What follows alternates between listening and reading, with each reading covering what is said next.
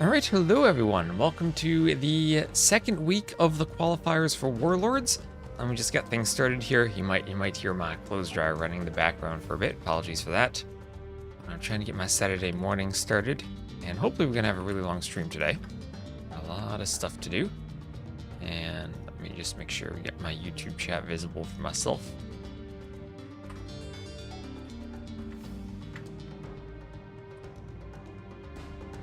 And there we go. So welcome everyone on Twitch and on YouTube. We're gonna start with Noszombie versus shiXo. Does shiXo spell his name with a lowercase s? I think he might actually. I think he might. Gotta look up my player directory. I have a whole list of player names and teams and whatnot. Let's see, I don't need the maps, I need my overlay. Yes. I don't have Noszombie here.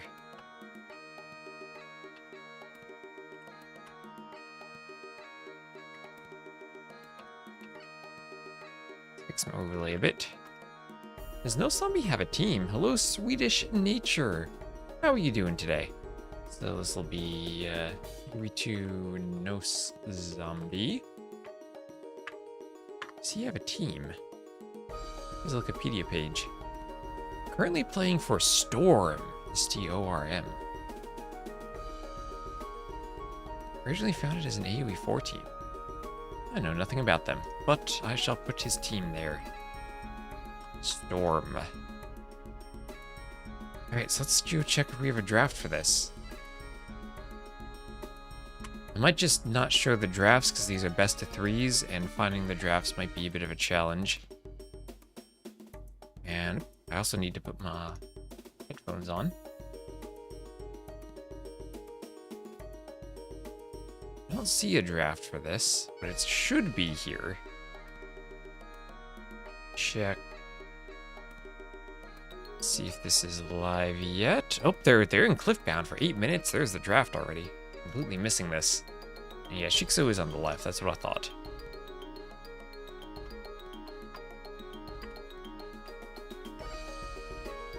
We'll just hop into this game real quick. And Noszombie is cyan, so I'll put shiXo in red.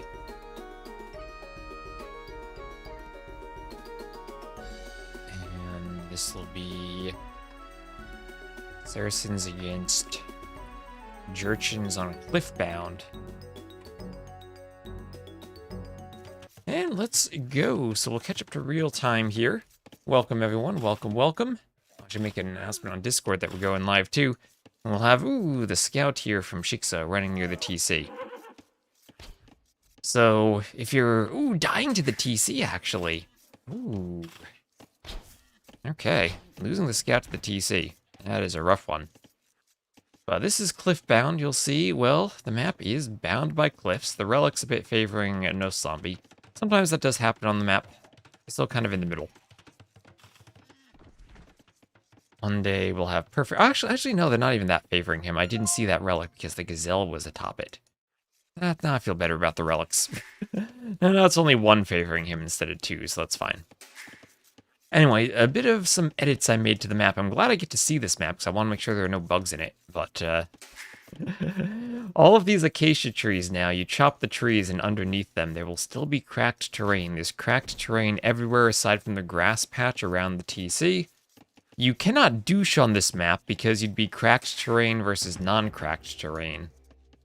And I don't think that would go well for you douche. The rest of the map, though, outside of this little green area, is cracked terrain, so you can't really defend tower rushes with towers and get that advantage like you could in the past. Hello, Ringlord. It's going to be a long day. Yes, in Turs, Lons Turs. Nice that I cast this set. I was looking down the list of sets to cast, and I was like, how could I not cast this set? This is the best set of the opening round. Noszombie versus shiXo. It's also kind of I think a pretty evenly matched one as far as opening round sets are concerned. Let's see, let me just keep my eye on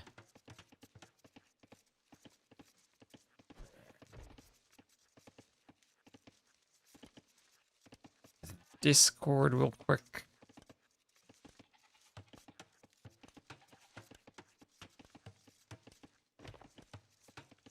And make an announcement post that we're live.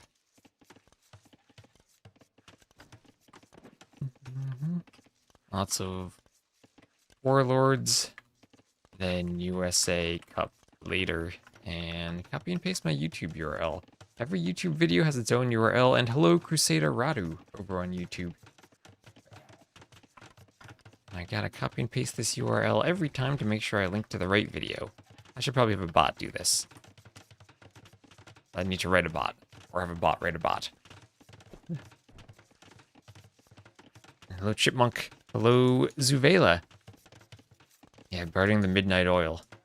Some players gotta work for their gameplay. It's okay. We'll speed up a bit, because like I said, I did join game 1 a bit late. We'll have the Drush from Noszombie thinking about diving through the TC, but then thinks better of it, but too late as he takes a bit of fire from the TC. The Drush will find a palisade wall, turn into men-at-arms, get arson, and try to break through along with a tower rush. Stone walls now from shiXo, but the men-at-arms get in. We'll have double bit axe on the way, not for Noszombie, but yes for shiXo.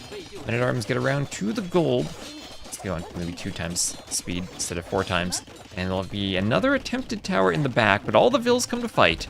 We'll have a counter tower now from shiXo, as the men-at-arms will try to hit the vills at the base of that counter tower, and that will indeed stop the tower from Noszombie, but he'll put up an outpost in the back. Is this map smaller than the others? No, it just has cliffs around the outside that make it feel a bit smaller. I'm thinking of doing something similar for Brazilian Dynasty.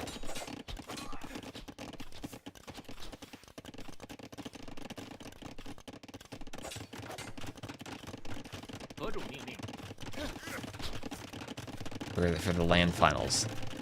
But we'll see. I'll see what I can come up with. So there's the market, the good old Saracen's market with the tower. So now shiXo, as long as he has some resource, he can buy stone and counter tower whenever he wants. Noszombie's still trying to go for towers. He'll try to secure the wood, but shiXo, as long as he's Saracens, he can buy wood at the market, and he's not going to be Saracens, or he's not going to be moving away from Saracens until the next game. So, ooh, look how weak that tower is from the cracked terrain, but some clutch repairs come in for Noszombie. Trying to keep the tower standing. The men-at-arms have broken a way out. And there'll be another house now from shiXo. So your archers get pulled back, and we'll have a blacksmith at the front. And a market for Noszombie. As fletching is on the way for shiXo. And that tower is getting repaired. And this is the difference from what we had seen in the previous version of the map. Is players could have positioned their towers on tiles that were not cracked, and they wouldn't have been taking all the extra damage. Now they have to take the extra damage. So far, Noszombie also not walled, but I guess there really isn't much of a point for walling out Saracen archers when the walls are in cracked terrain. And some archers for Noszombie are in the back, and you might have to abandon that tower as that goes down. His market's in the back. They can start trading with each other. I hope someone makes a trade cart right now. Chat, can you? Oh, we have Castle Age now for shiXo. Can you help just like get some energy in the chat and power the trade cart between these civs? Was this part of the market always that color and not like brown and wooden? Maybe I just never noticed that. That feels like it's sticking out to me for some reason. Good morning, Limiting Factor. It is morning. And morning is the best time for nearby markets. The markets are open. And we're just waiting for trading to begin. So continued defensive towers from shiXo, as Noszombie keeps adding in more watchtowers, but he's stuck in the feudal ages. shiXo has managed that Saracen economy to click himself up. Oh, are we caught up to real time? We are up to real time. Lovely, lovely. Hello, Red Cliffy.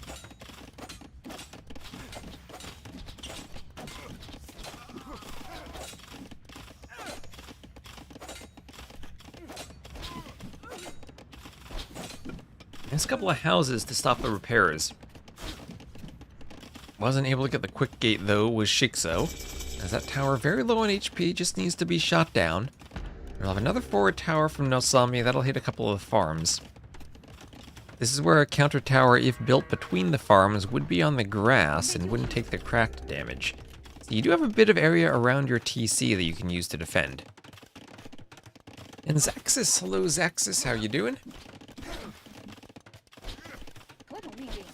Some archers will be skirmishing with the crossbows on the outside, but those are just feudal archers.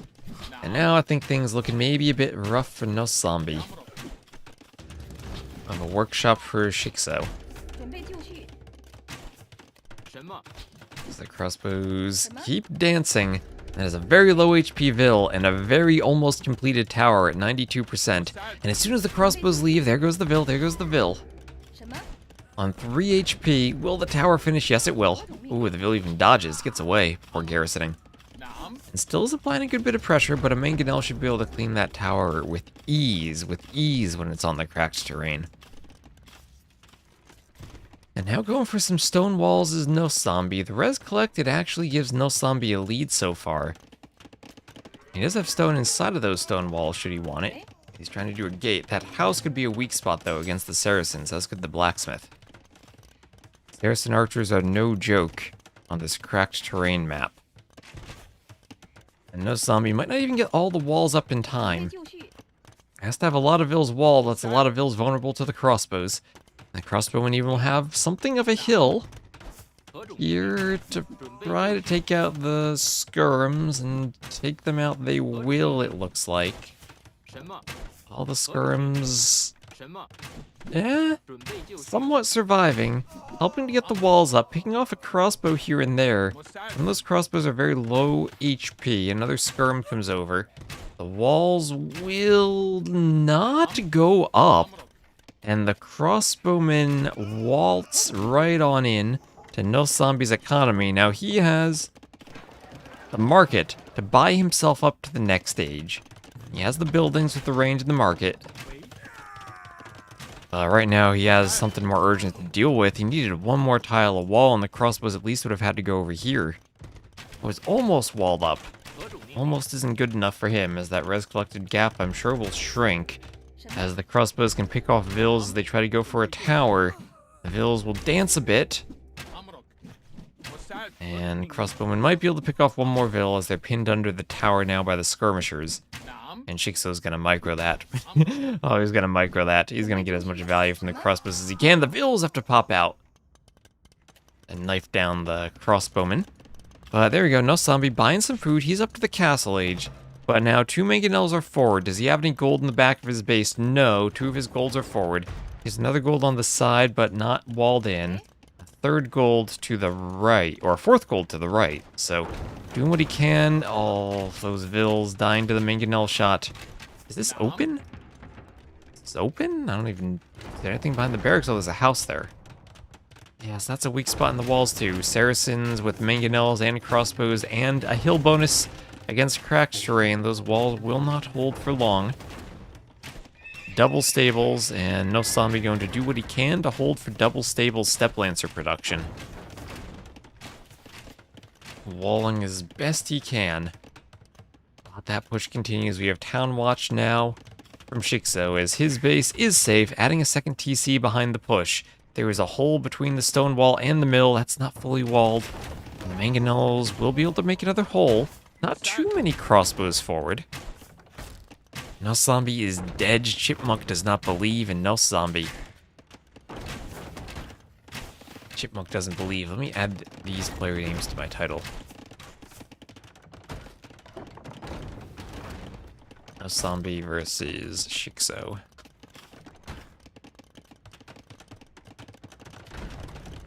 There you go, get the stream title. So, Castle Age, just about finished for Noszombie.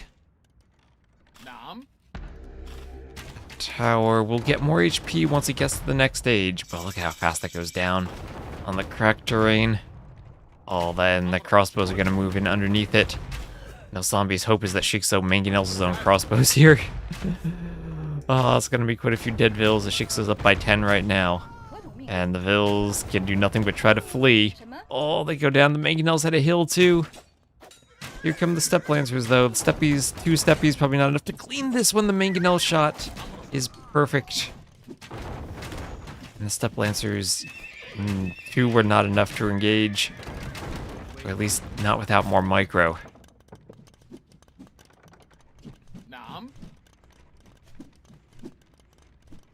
Skirm's good to attack the ram and the chasing crossbow.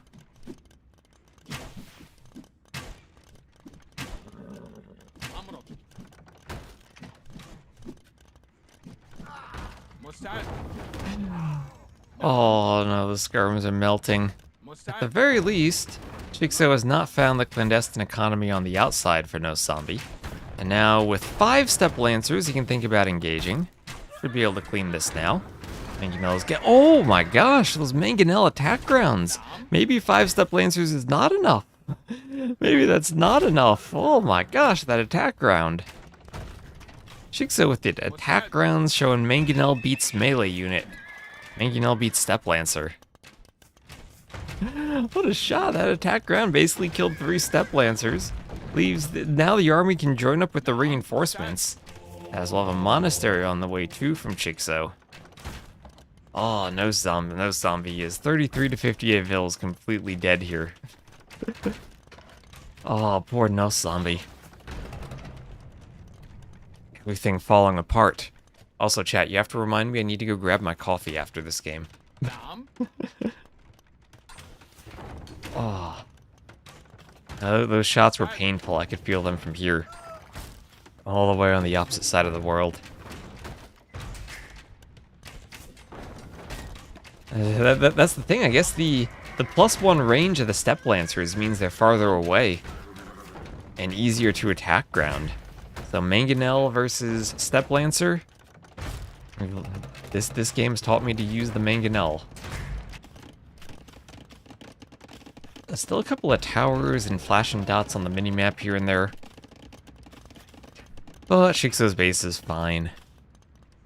And now, as the Saracens, here comes the ram push. Mangonel's behind, and crossbows hit the TC. Funny thing is, Noszombie has the higher elo, actually, in this matchup. I would have thought shiXo's the favorite. And he's winning the game, but Noszombie actually does have the higher elo right now. And he's going to be 0 TC gaming right now as the TC crumbles to dust. And I don't think those rocket carts will do much to save him. As the Vills have to run to the mining camp on the outside.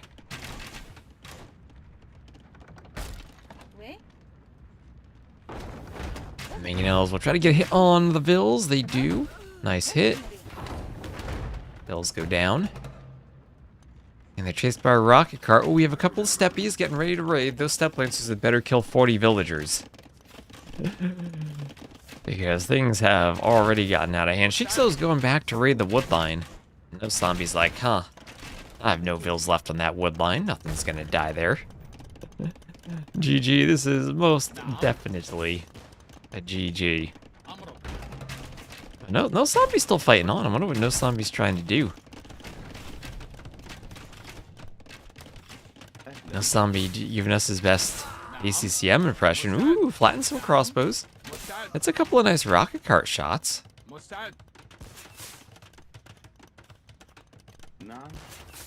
And can't quite stop the monk.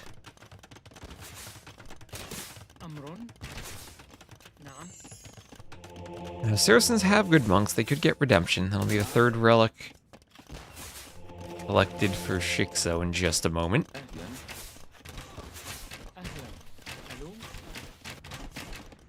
Rams to go through the wall now. On this very aggressive map. shiXo needs to make sure he doesn't mangonel his own ram. Which he does, shiXo. No, don't make... You gotta attack around the back of the wall. Don't mangonel your own ram, shiXo. There we go. There is the GG.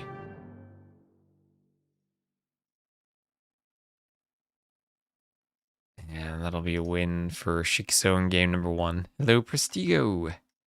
Let's check out some stats. I should probably keep the webcam up on the stats screen. Wait a minute. I guess it obscures some of the stats, but there we go. I'll just leave it there.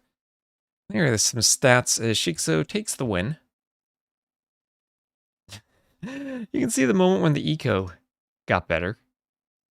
So, GG. And this is not their draft. I need to go grab my coffee, so give me a moment. I'll just get an ad out of the way.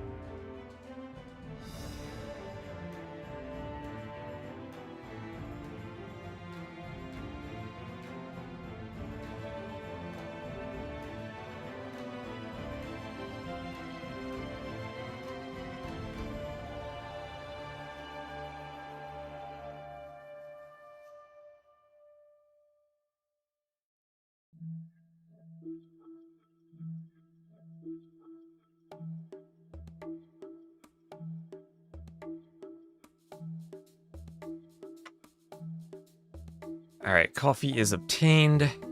And the next map will be African Clearing.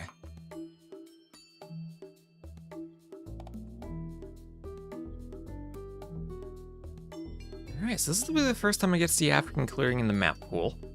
We swapped it out for Steppe.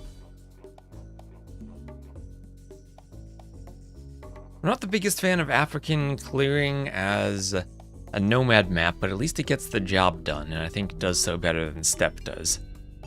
Getting nomad maps that are not overused is hard, because once we get a good nomad map, we tend to use it over and over and over again. Kind of the same thing with water maps. Like, Migration's a great water map, but there are so few really good water maps that everyone uses Migration. Randy Impact, hello, hello, hello, hello.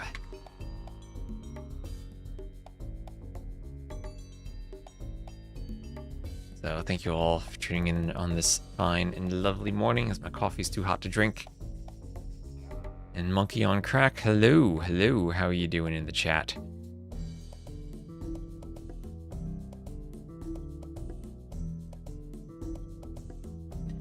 So I don't know if I'm gonna cast Warlords all day. I might take a brief break to eat some lunch and run some errands in the middle of the day and then come back for USA Cup later tonight.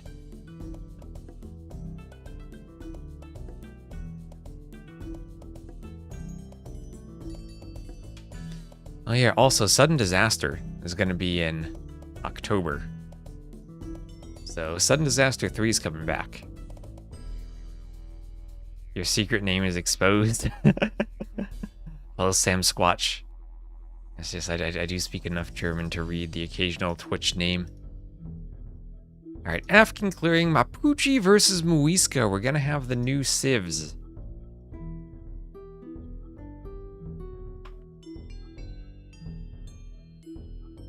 I have the new civs.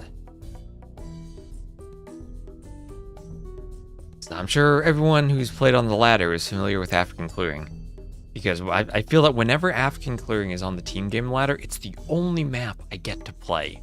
Because everyone has their strong preference, like they're gonna ban Arabia, they're gonna ban Black Forest, they're gonna ban Nomad, and just African Clearing ends up being not banned, and there are some people who like it, so it's probably favorited a lot. But that means just like it's that combination. Whatever it is, it means that whenever it's there, it's the only map that ever gets picked, and I play it constantly.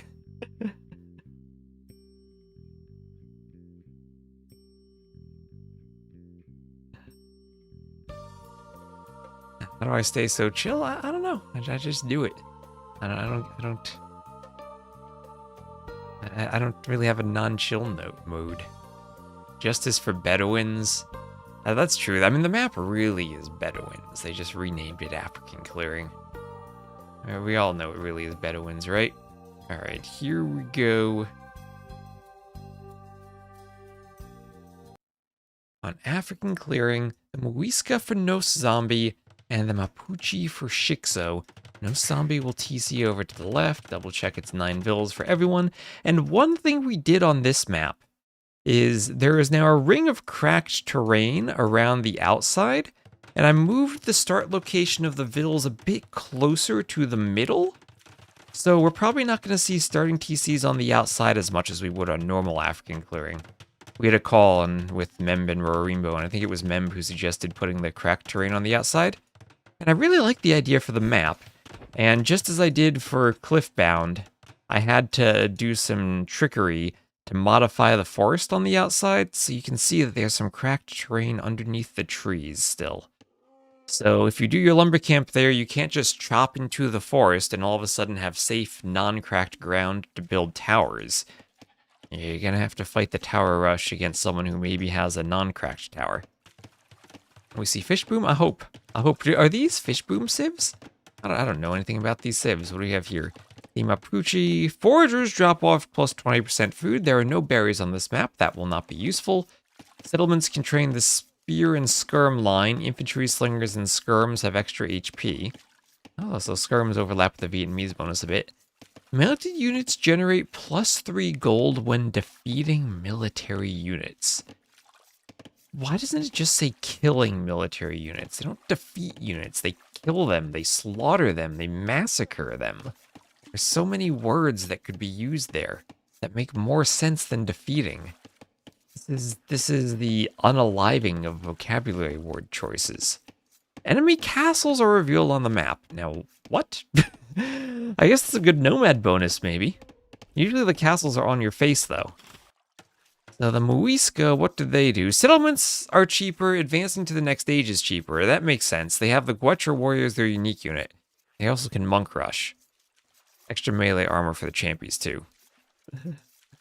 And Berber's Burgers. Hello, hello. Oh my gosh, burgers. You are in the right tournament, my friend. Berber's Burgers always has his burger with him. He's ready for games no matter how long they last. Storm is unstoppable. Yeah. Do you know anything about Storm, Turs? Because I just looked up Noszombie today to see if he had a team, and I came across he's on Storm. We see a fish. I'm really hoping for a fish boom. I was looking for a fish bonus, and I didn't see one, unfortunately. I hope we get a fish boom.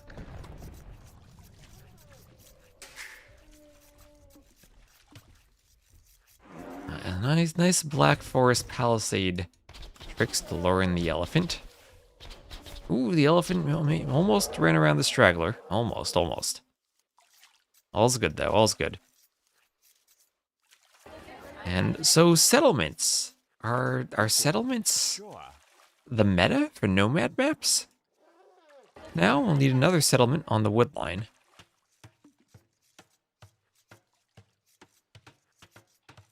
Are these going to be as white-knuckle close-fought games as USA last night? Hey, be nice to minor minds and development.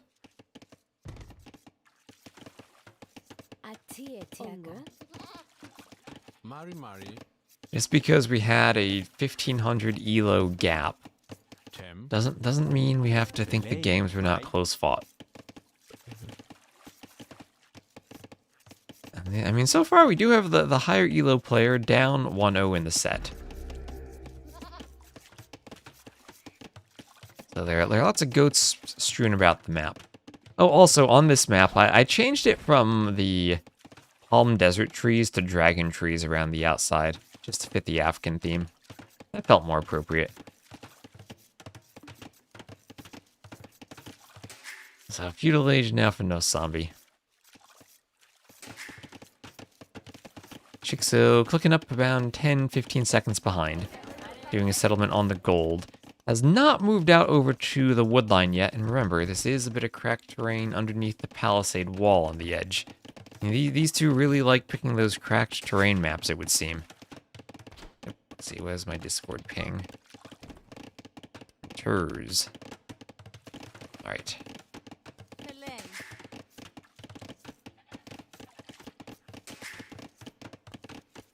So this will almost be fully walled up. We can get maybe another wall over here. And still this starting settlement out here on the far pond. There's a little barracks going up for shiXo. And barracks on the way up. That's a ton of food he's amassing, though. And with that stockpile, he might be able to go straight for a fast castle. Looks like Noszombie will fast castle too. Now, they're both pretty far apart from each other. So it wouldn't surprise me to see FCs from both. Starting TC is on stone, so this could be for the Guetra Warrior from Noszombie. Guetra Warrior, something that seems like people have, from what I've seen, I've been seeing some slander against the Guetra Warrior. People don't like it. I think it's too expensive, 60 gold for a fancy skirm. Or a worse Rattan Archer, basically. They've looked pretty decent from what I've seen. Not that they're conquistador levels of OP, but I haven't thought they were particularly weak. They suck. Oh, there we go, chat.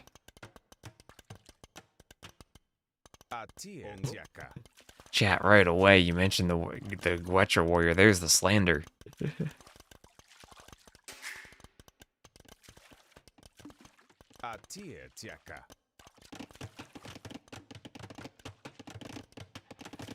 Ongo.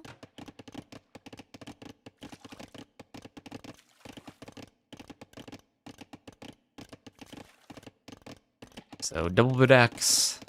So we have Castle Age on the way first for Noszombie. I've seen him be a bit better than I thought recently, pair well with Temple Guards. The Temple Guards actually feel kind of scary to me. You basically get a strong unit from your monastery, protects your monks.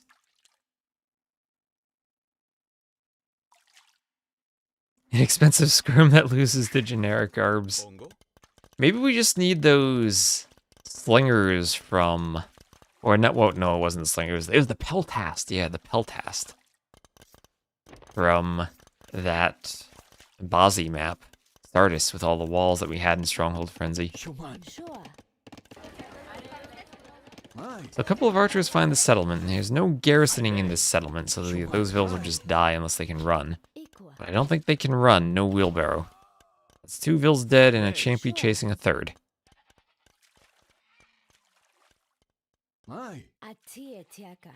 OP and they'll get buffed. Sometimes I have that feeling about units that they're already OP but then they get buffs. Ooh, Noszombie's gotta pay attention, has to make sure. There we go. He'll manage to wall the right palisade. And it is indeed a castle, so castle at home along with another town center. TC gonna be in a shorefish position again next to some of those Bobab trees. So 2 TCs right away from Noszombie. Can defend also with the Guetra warriors. So second TC for shiXo. As Mapuche, this is the Cav Civ. And this is the Bolas Rider Civ, so at least the Guetra warriors should counter them in theory. And the Kona. I've never really seen them that much compared to the Bolas Rider. Plus is going to be another set of Vill kills on the shorefish, but away from the castle. Oh, Noszombie has been taking some arrow fire, but not in the right positions with his Vills this game. Already down 4 Vills. Wait, 0 to... Oh my gosh, shiXo, I didn't catch it, but he lost a Vill luring an elephant. Look at that. 4 to 1. Watch your warriors.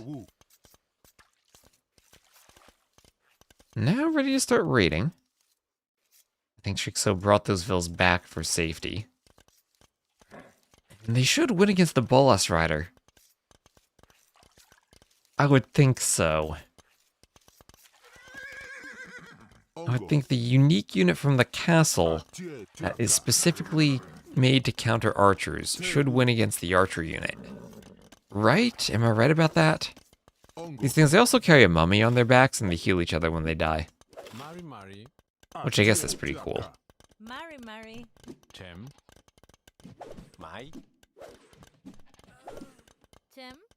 So there's a Vill down. Couple more Vills starting to go down. There's a quick gate. I'll try to push the Bolas Riders away. There are too many unique... I think there are too many non-castle unique units. I don't like it when the unique unit just replaces another unit and then is far and away better than that unit. To the point that you really don't even care about the unique unit. Because the special unit at the production building is so much better. Vill lead at least for Noszombie. Res collected lead 2. He's losing Vills left and right though. Maybe we'll garrison in time. The Shenbei Raider. The Shravamsh Rider. Okay, coffee's still too hot. These Bolas Riders. Let's see, will they find another Vill on that shorefish? Not quite. Now, who's going to be the first player to add in the 3rd TC? No farms yet from anyone. There's a market from shiXo, and shiXo's doing his own castle. And I'd imagine the Cav unique unit should counter the Skirmisher unique unit. Although Noszombie will be there to see it. Will he be able to deny it? Only fletching, no bodkin. Feels like his eco's kind of at the limit. Oh, no double bit axe yet for shiXo. Lots of weak vills that Noszombie can't quite finish off. And now his Guacha warriors are not grouped up. And they'll be in a small group and picked off by the Bolas riders. Ooh, that one just survives to get a javelin thrown. And shiXo gonna stop microing for a moment and take some hits. At home, third TC now for Noszombie, trying to stay on the ponds, doing a university.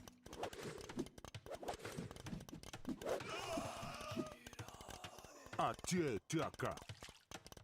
padded archer armor now for Noszombie. The university could be denied.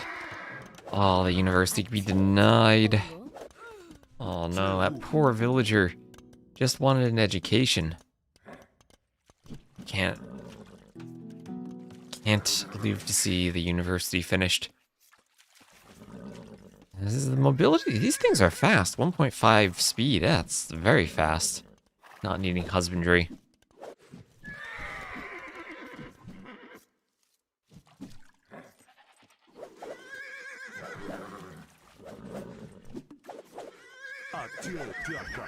Well, in a straight up fight, this Guacha warrior can, with the hill, 1v3 these Bolas riders. That's going to be a fourth TC now for Noszombie. Can Noszombie do this and force a game number 3?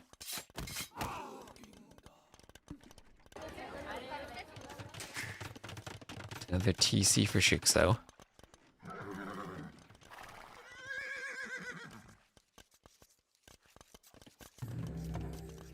And ballistics for Noszombie. As now it'll be Kona time. Some Kona popping out. They have 3 pierce armor to begin with. And I don't think they can get any more. They do count as a melee cav, and the archer techs won't apply to them. So the Guacha warriors should be decently effective, I think, against them. Let's see, what's their attack? Like a base attack is 6, yeah. So 7 attack. They'll do 4 damage. That should be decent. Those vills fishing outside of the stone walls will pay the price for it. And Noszombie would have a huge vill lead if he didn't have vills picked off here and there.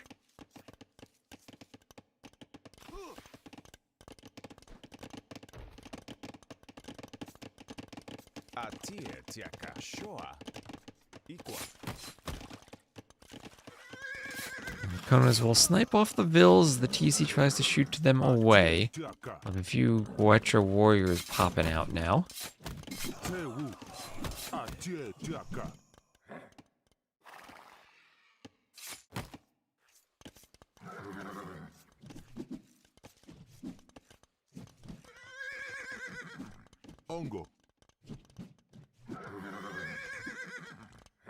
Kona's very low in HP. We'll have Horse Collar for Noszombie.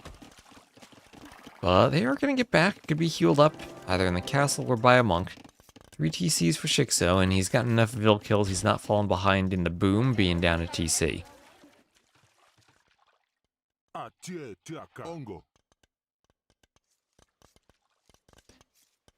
And there is Town Watch for Noszombie, as we'll see what these Guacha warriors are able to do. Still haven't really been able to get much damage done. That castle came in at the right time for shiXo. And yeah, there's the monk healing up the rest of the Kona. Or the rest of the Konas. As the Guacha warriors will make their way forwards. Maybe find some vills on the gold. There's Horse Collar finishing for shiXo. And vill over here has gotten the walls up. That monk won't go for a conversion, just picking up the relic. Nice outpost from Noszombie, at least seeing the relic heist. And can get the Guacha warriors there in time to stop it. As that poor monk will drop the relic as she falls to her death. But now some Konas trying to raid the economy. What will the quick wall skills look like for Noszombie? Not going to put them to use. He will just flee to the TC.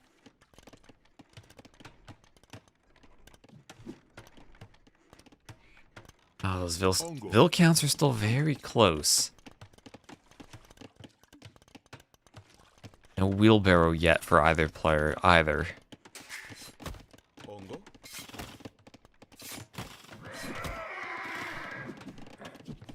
That's a nice gate and wall to try to force the Konas back into the Guetra warriors.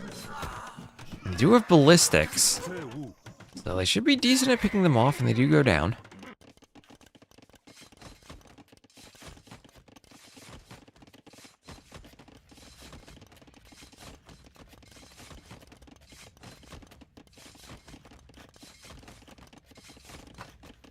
Good coffee. Oh, we'll have a fifth TC for Noszombie. I wonder how many Noszombie will go for. Will he stop at 5, or will he keep adding more? So both off of Noszombie as the boom continues. So shiXo going for a side TC. Noszombie so far not going for a side TC, keeping them more towards the middle. And imagine putting a TC on wood is just fine. They're far enough apart, he shouldn't be attacked by siege that quickly. The Guetra warriors can't quite deal with the mangonel there.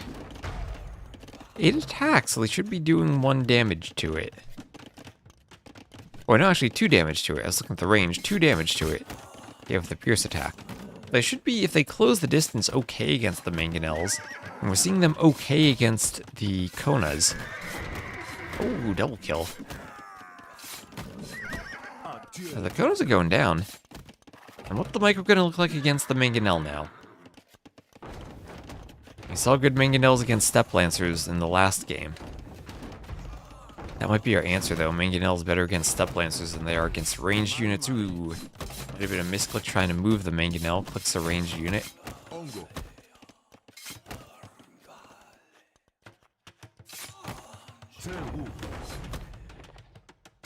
Mangonel goes for a zebra. He's trying to get a good surround on these Guetra warriors. Only 11 of them total. And 7 of them are here.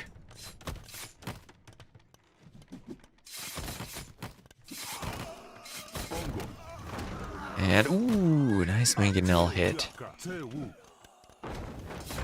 Champions with Bagains or Paladin with stirrups? Probably Paladins with stirrups.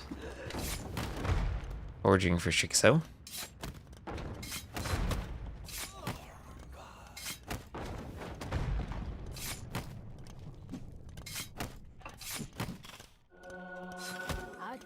Monk will attract the dive of all the Konas, and will not get a conversion.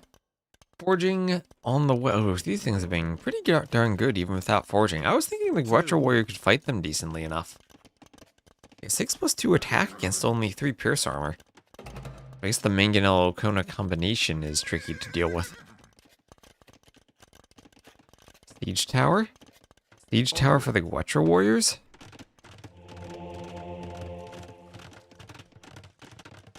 Or no, actually, siege tower for shiXo. I was confused. Why is shiXo doing a siege tower? That makes no sense. He has cav units and mangonels. And he thinks it makes no sense either. He deletes it right away. That was a mispressed hotkey. Okay. So shiXo just as confused as we are. Needs to get a new keyboard. Hey, this is the moment where I should have a keyboard sponsorship. I could just, like, hold up the keyboard and be like, if you want to avoid misclicks, use this keyboard. I'll have to get on that someday. Get one of those Wu-Ting gaming keyboards. Ooh, Temple Guards taking down Mangonels. Temple Guards. Temple Guards, maybe the counter to Mangonels and Cav that Noszombie needs. As he's still up in Vills, but shiXo falling behind in res collected. A new kitchen. I would love to do another one of those cooking streams. I haven't had that sponsorship offer in a while though.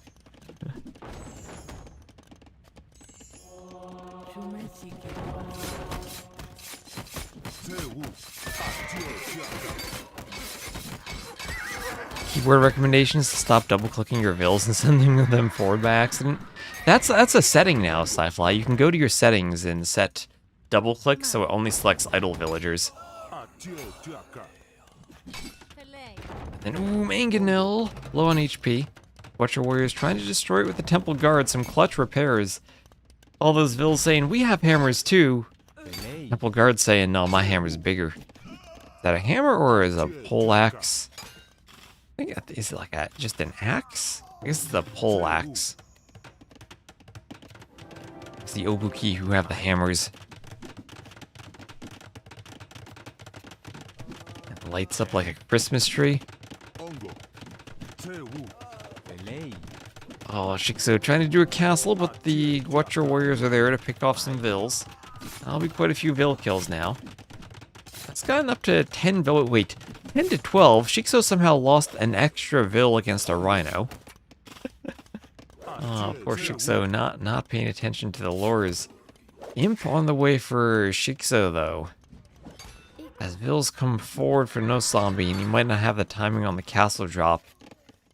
If it means he gets trebbed down from 2 locations. Ooh, that castle could be more forward, too. Hopefully Noszombie thinks about that. Does put it more forward.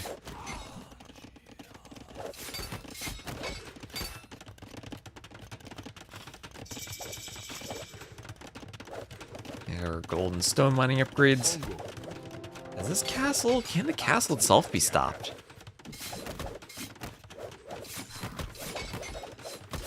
I don't think it can. But it should be trebbed down as soon as it goes up. We have 2 trebs already queued. One in this castle, one in this castle, ready to tear it down.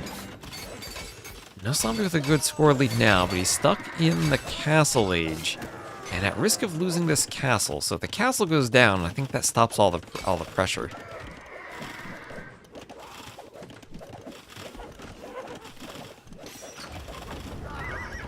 Oh, was there a campaign scenario with audio that was misbalanced? I have heard about that before. Hello, Noob Netrum?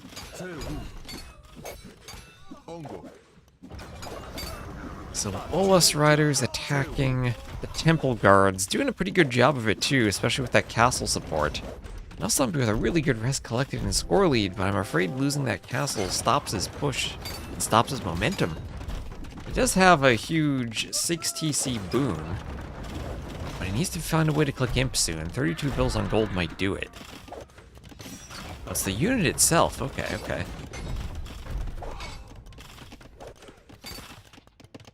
Why do they get bonus against rams? These dudes get bonus against rams? I guess because technically it's not an arrow they're shooting. And they wanted to rip. I don't know why that has a bonus against a ram. That is. I'm glad you pointed that out to me. They're maybe better against rams than I thought. And there's Imp, Imperial Age for Noszombie in the most forward of all TCs. And you better just hope that shiXo doesn't see that. He hasn't scouted it. So he needs to keep shiXo tied up over here as he goes in. Don't they have melee damage? What? I'm just forgetting what I clicked. The Bolus Riders? No, they do pierce damage. They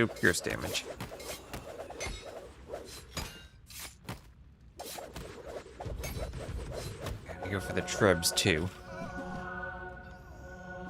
Some sort of interference from overlapping attacks. Okay.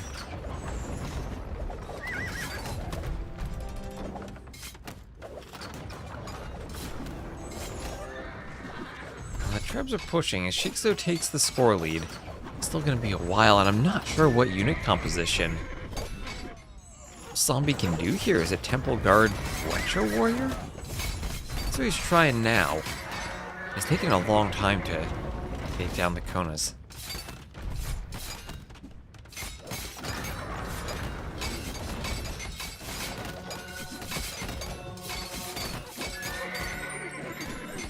The castle will go down. Temple Guards keep pushing. Maybe they'll take out this treb.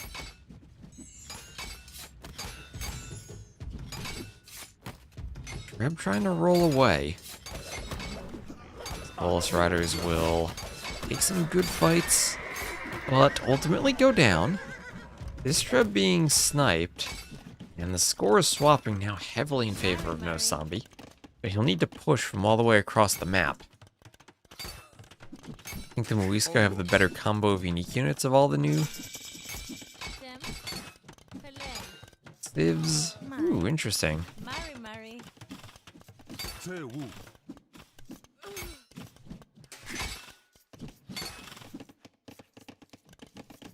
And there we have, how do I say that, Milan or Malon? I'm going to say Milan. They deal pass-through damage, so now they have basically Scorpion Skirmishers. They lack Bracer, but lacking Bracer I think is the only thing preventing it from being extra OP. The new buffs, you think they'll be a very good civ. Okay, I haven't had time to explore the pup yet. I probably won't see that until it's actually public. Prepping for the 3v3 event with the stone walls. Hey, you gotta be prepared. And that's a defensive castle on that hill. So far, this army cannot really fight the Bolus Riders. And he'll need to find a place to deploy the Trebs now, as he has a huge score lead. He's been taking good fights, and now is maybe raiding a bit. Under these TCs, trebbing over here might be nice for him.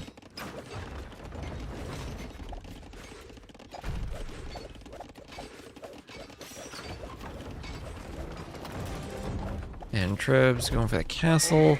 A lot of Temple Guards. I don't know if Temple Guard is the right unit against the Bolus Riders. And Watcher Warrior production will halt once the castle goes down.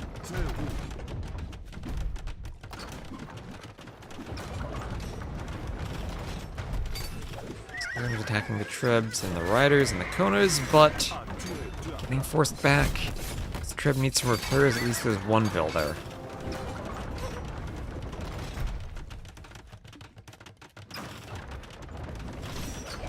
Noszombie still pulling ahead in score. Getting a bit of raiding done. Pulling some bills out here. There go the Temple Guards, just making a dash for the Trebs. Or not for the Trebs. Some of them for the Trebs. This castle certainly can be repaired. Temple Guard is going to force back the Bolus Riders.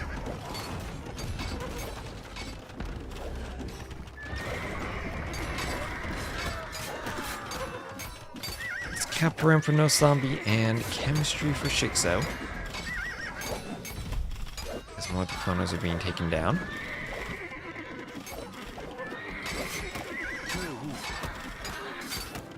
Look this army go. shiXo can't keep the numbers up, even with his fancy Bolus Rider units. Can't do enough damage, and he'll call it. He'll call the GG, and Noszombie will force game number 3. Noszombie gonna force a game 3.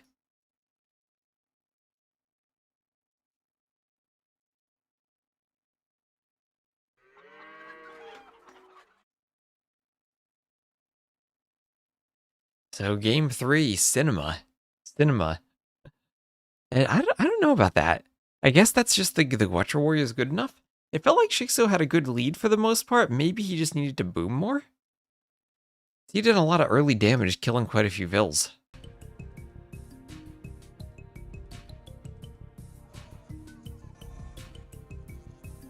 Oh, wait a minute. That's not the draft. I gotta go to the full camera.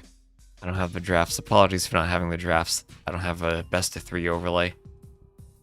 Best of 5 onwards will have drafts.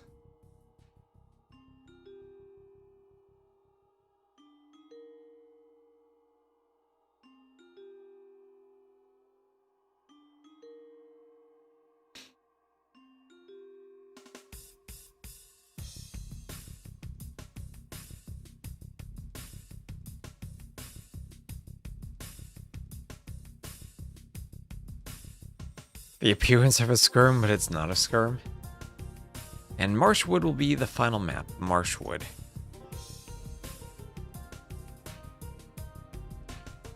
shiXo being the Khmer and Noszombie for game 3. For an elimination match picks the Goths. Of all civs, the Goths.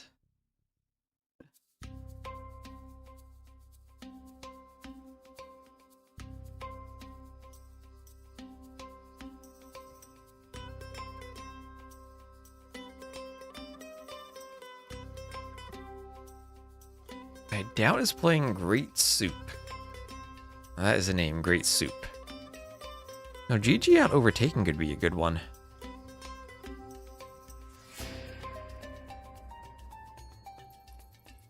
Starting 5 minutes ago, we might hop into that as the second set. Plumed Archer with better armor and less attack but counters archers. Not quite. I think the Plumes are more than anything noted for their extreme speed and how fast they run.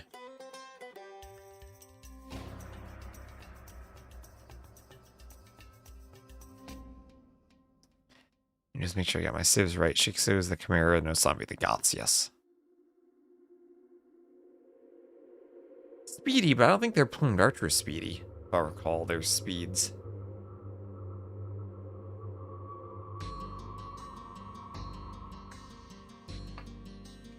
Plumes also, I think, they're kind of a cav archer with their mobility, but I think have a lower frame delay before they shoot. When does Doubt play?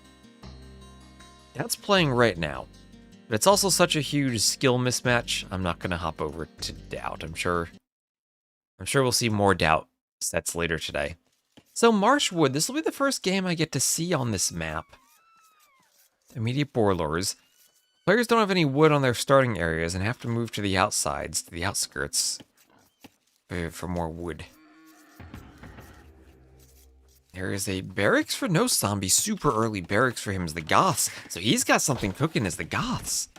Alright, so this is a map you can farm without building a mill as the Chimera. Well, all maps you can do that. But you kind of do want a mill.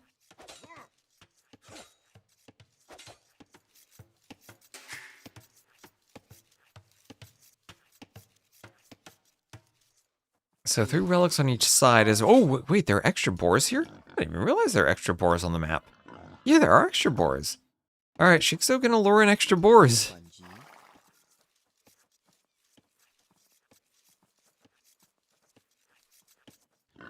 Okay. It looks like it'll be a successful Laura scout blocking the boars instead of the Vil.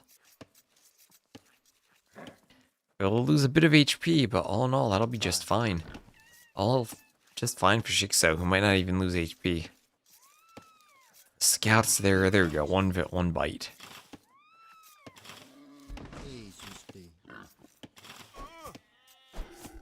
Vils take the boars under the TC, so nicely done there from shiXo. Noszombie though. Here comes his 2 militia drush. Here comes his drush as the Goths.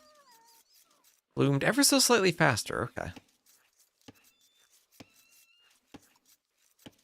Not much, though. What are the frame delays? Yeah, we don't talk about the appearance of the non-elite plumes. Non-elite plumes, perhaps the most drastic downgrade in appearance. shiXo trying to bring in more boars, but that Vil is going to run into the militia. Those boars should not be brought in. Oh, shiXo wants to get the scout. The Vil gets the scout while luring boars.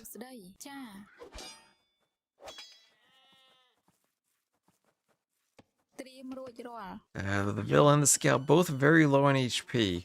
Noszombie manages to block 3rd militia on the way. Those boars will reset and walk back. So there's the instant Goth loom for Noszombie. The Warlord does not come in for shiXo. And the militias, ooh, the Vil stops running for just a second. And ooh, 1 HP. 1 HP is all you need, and the militia dies to the TC. Frame delay, less frame delay for the plume. Okay, that's what I've been feeling a bit. That plumes just are really easy to micro, more so than the Guetra warriors. So slight difference in frame delay and slight difference in movement speed. The feudal age on the way for shiXo. Noszombie nowhere close, but still has his 4 militia. One's in the back. They're spread out a bit. Some of them must have, yeah, over here. And now going to the middle is Noszombie. Okay, Noszombie taking the middle. So after going out to a 1-0 lead, Noszombie is the higher elo. shiXo may be struggling a bit. Noszombie has a very clean game. I think he's in a good spot. And there's feudal age for shiXo. Militia coming to attack the woodline. Boars attacking the Vil. Vil very low on HP. Vils will force the militia back as the boars get a couple of bites out of that Vil, and the militia can probably finish it off. There we go. We see the drush maybe paying off. Trying to bring the boars by the houses. We'll have to loop around the house. Ooh, no, it's a Chimera house. The Vil garrisons. The other Vil shoots. Oh, what a nice swap from shiXo. Garrison in the house swapped to the other Vil. The drush can't stop it. Dang, that was sick. That was sick micro from shiXo. Both of the boars get brought in. You see, you'll have to shoot them. That Vil left alone. She needs to find a way to the house, too. This Vil will come out. Need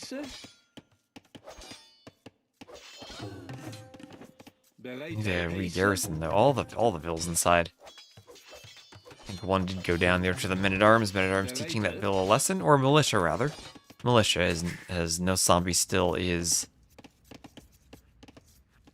in the Dark Age. So looking around the outside, there are some nice flower patches, but lots of sheep there. And you can scout around and pick up your sheep if you want to. So I'd imagine we might see Britons or Tatars or even Celts on the map because of the sheep. Lacks fantasy and intensity. That's true. Sometimes to win AoE 2, you gotta have some fantasy. Not enough just to be not enough just to be thorough and good at your micro and whatnot. You need to fantasize about how different unit compositions work.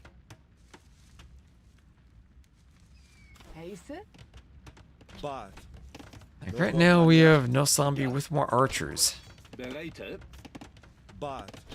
Archer is able to push shiXo back.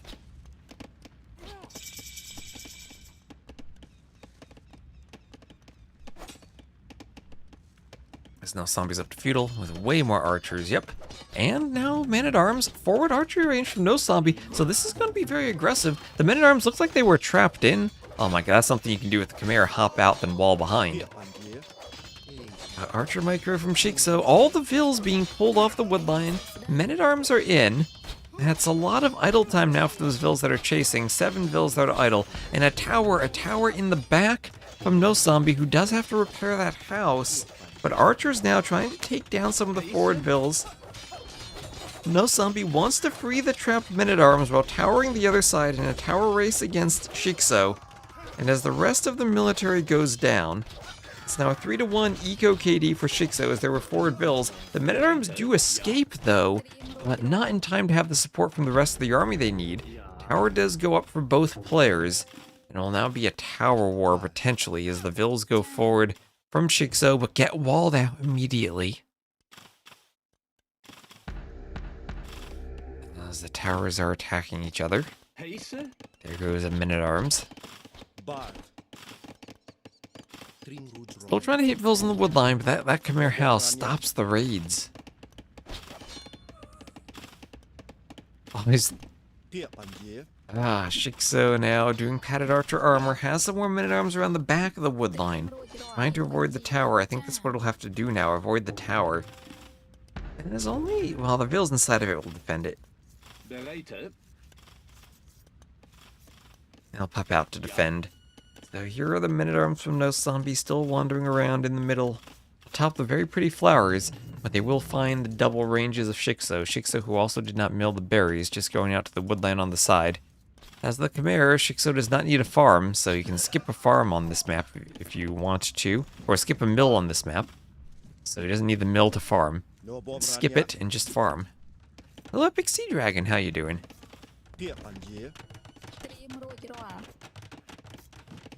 I do need sleep.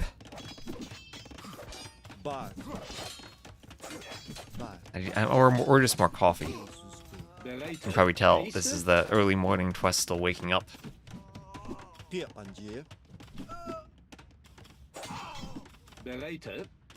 Like I said, I think I'm probably just going to cast a couple sets, then do some errands and take a brief nap in the middle of the day, and then do some USA Cup. So Soxy will sleep too.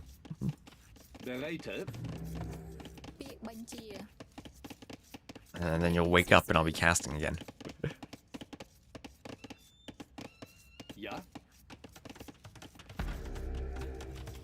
So outpost now from Noszombie. Yeah, Soxy knows what it's like to have the opposite time zone as me and still not be sleeping at the right times. Also, low HP Vils out on the berries. As the time, it's 10 a.m. 10 a.m. And those Vils will give chase against the skirms. And this is a pretty chaotic game so far. shiXo will be thrown in a stable. And this is a really fun map, I think. You're pretty far apart, but it's so open, you actually have to play with the map being open. It's a new map by Trezini. This is around, what, a month and a half ago when Mem asked me to help with the maps. I looked at the set of maps they had picked out. And I was like, oh, what's Marshwood? I've never seen that before. And he's like, oh, Trezini just made it. And he sent it to me. And I was like, oh, yeah, this is a good map. And I think Mem and I both had the same reaction. Like, oh, yeah, good map. Good, solid map. This is the first real game. I know there have been a few games on it. This is the first real one I've gotten to cast. And it's been utterly chaotic. His men-at-arms are now forward, attacking the ranges. And some skirms will be taking out the Vills. Vills on the gold. Low HP. Clutching on the way for Noszombie, trying to take shiXo off of gold. And that forward tower might just do it. This was a Trezini map. It's also, you can just kind of look at the map and tell it's one of his. Or at least I can do that now. Both resource placement and also a land placement. Kind of give it away.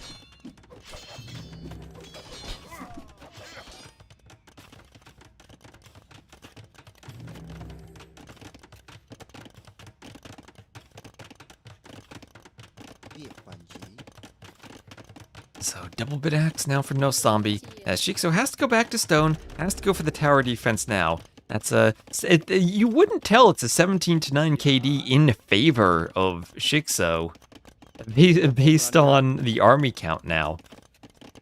But it's been super aggressive for Noszombie, and some of that KD came from pulling Vills to fight. And the res collected difference is huge in favor of Noszombie. The relic placement is so symmetrical. Yeah, that does it too. That's one of those things that you want relics. Oh, wait, this could be a mistake from Noszombie getting some Vills out of position. That's one Vill down, maybe a second. That one's low. shiXo doesn't want to fight. He'll just pull away. It's really hard in maps to hit that perfectly balanced but still random placement. Ooh, that is a nasty tower now. And Noszombie playing this map, and as I said earlier, it's very open, despite the players being so far apart. So Noszombie had to commit a lot of idle time to running the Vills forward, but he's now taken both of the safe wood lines away from shiXo's control, despite the fact shiXo has towered them, and shiXo's going all the way back to a third wood line at the edge of the map. Majestic, hello Majestic, how are you doing? Hope you're having a majestic day.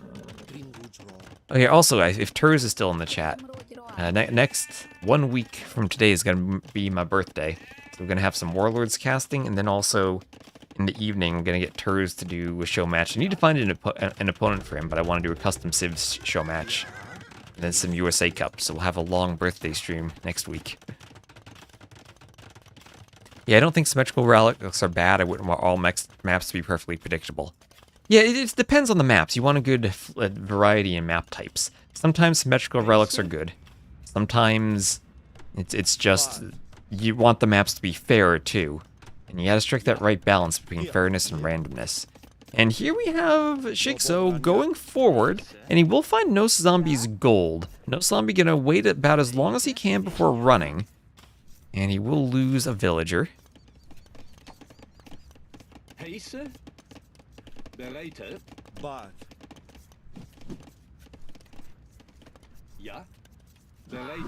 And scouts will jump on the skirms, as the skirms pick the spear.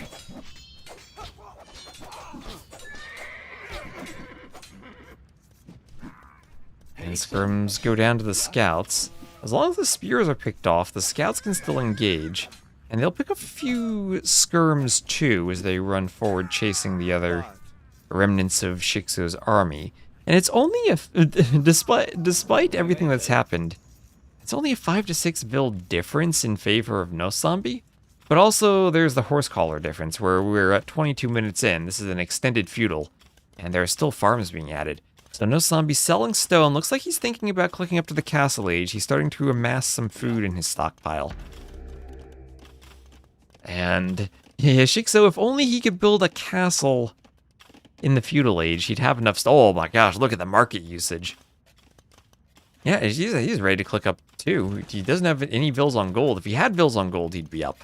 There's Noszombie clicking up. shiXo needs to sell something else, then he'll be up. He's almost out of stone. There we go. Sells more stone, then he's up. Now he's up. And that stone, well, maybe it could be used for a tower to fight this tower? So they're both up. We'll have a blacksmith for shiXo. It's about 1.5k res collected for Noszombie. As Noszombie's going for yet another tower. Man, okay. This has been a crazy game. I'm liking this map. I like this map. We'll have to see how it works out. I don't think a 2v2 setup for the map makes as much sense as a 1v1. I always keep my eyes out for good 2v2 maps for the next cartographers. Did you know you don't need to be on gold with Chimera since you can sell 1k stone? I know shiXo used the Saracens in the first game. If only he had them for this game too. That'll be what, a 15-second difference? Now Noszombie, I don't even know what's being quick-walled here. Noszombie's kind of trapped in the corner. Well, he's not going to get the tower up, and shiXo will maintain control of the wood. If he really needed to, he could send vills over here too. And that might not even be the worst idea to split the vills up. I can feel the coffee trying to kick in a bit. Instacart as a sponsor and call it Instacartographers. Oh, I'm majestic with the ideas.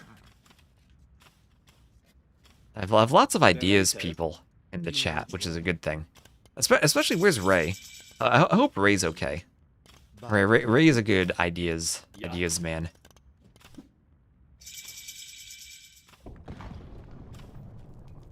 Idea is also a word I can tell that my Jersey accent, I need to slow down and pronounce it properly, otherwise it doesn't come out sounding like the right word. So TC being thrown up from shiXo.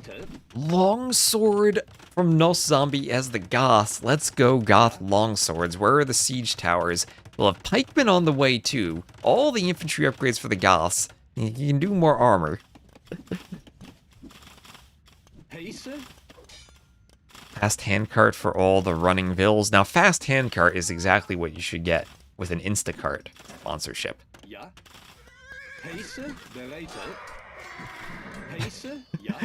You got to pick the Vikings for the real Instacart. We'd be able to integrate that in perfectly. You know, like back when I did that, was it the Factor 75 and HelloFresh sponsorships? When we had the chicken funneled directly under the TC for Chicken Arena. Oh, that was perfect. So forward workshop for Noszombie. Everything Noszombie's done has been forward this game, and that is the benefit of he's never been attacked. Your buildings are forward, it's hard to reinforce your own base, but he hasn't needed to this game. There's been a couple of counterattack attempts from shiXo, but nothing that's really made headway. And it's still only a 5 vil difference, and shiXo does have the second TC up first. There's that annoying tower he just hasn't been able to clear. He's trying to get more cav out. It's a wild quest, but maybe the fake one? No, this is the real one, Panda. Hello, Panda.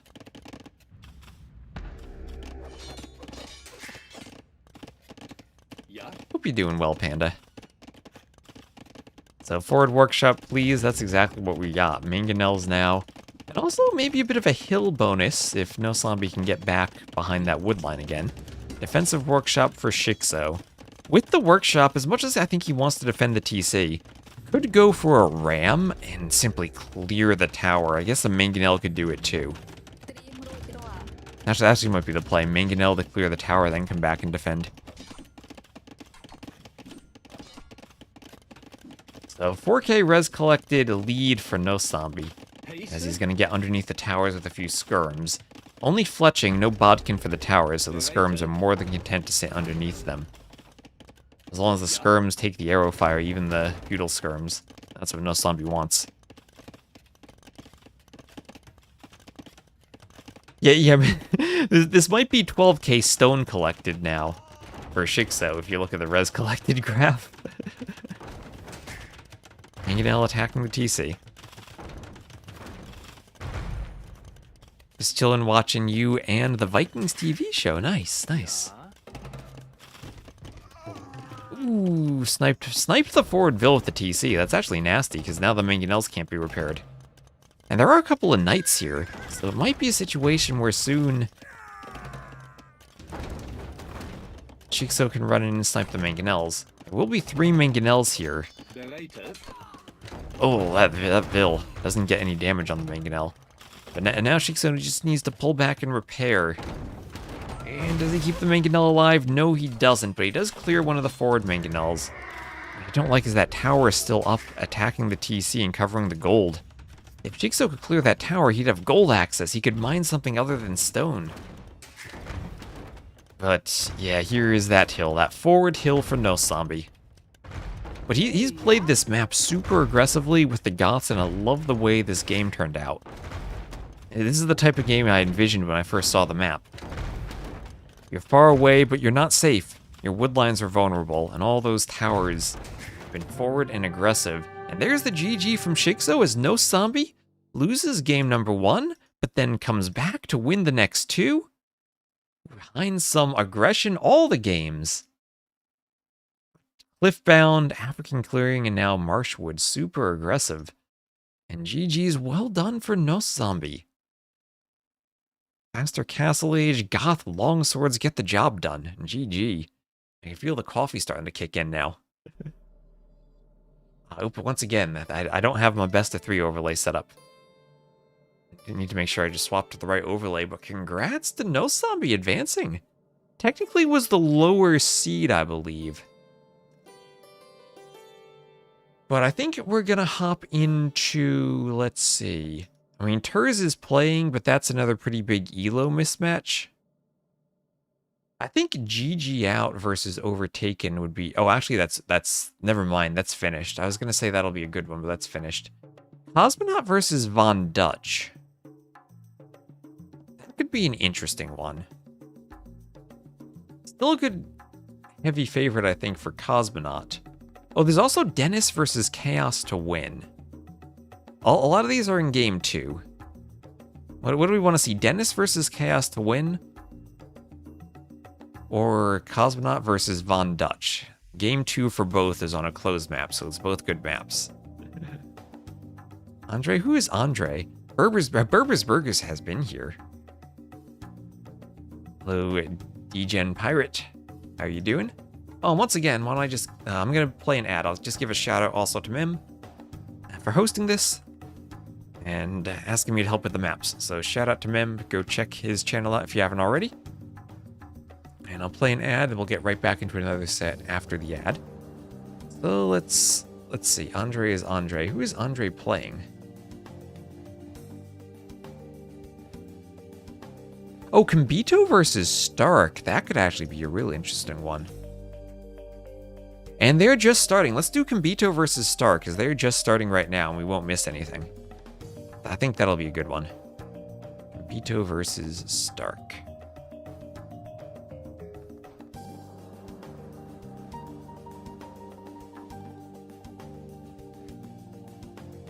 I don't actually know who's the favorite here.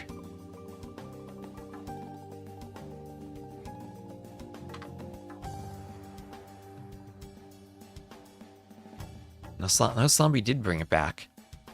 So let me just write the names here. We'll have Combito against st4rk.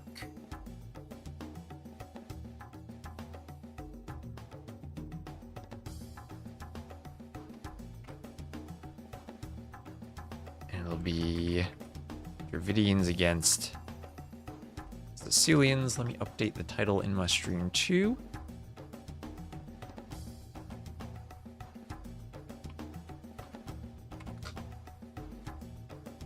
Now I can feel the coffee starting to kick in a bit. All right, so Combito versus st4rk. Would y'all mind horribly if I were to put st4rk in green? We do green versus blue. Whenever I see st4rk play, I feel like he's either a green or a purple. Sometimes a cyan. But I think the green, it matches his flag more. It matches the flag. So this is Tafiti, game number 1. A water map that I know Arbase really liked. And I think has given us some pretty interesting games so far. It's in the water category. And st4rk will lose the Dockville, but also lots of HP lost off of Combito's Scout. So near the initial dock, there are only shorefish. You have to go to the outside docks if you want the deep fish.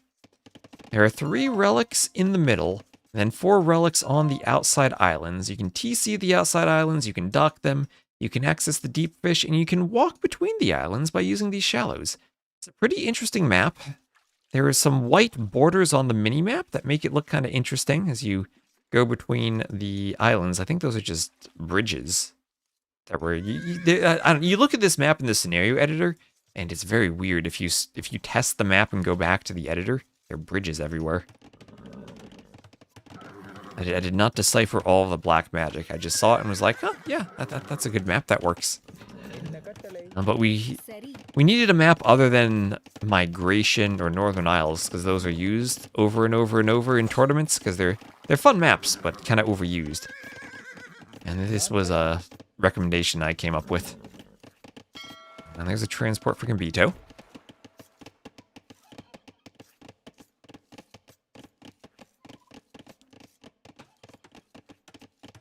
Start qualifying. I mean, Stark's a player who can play very well.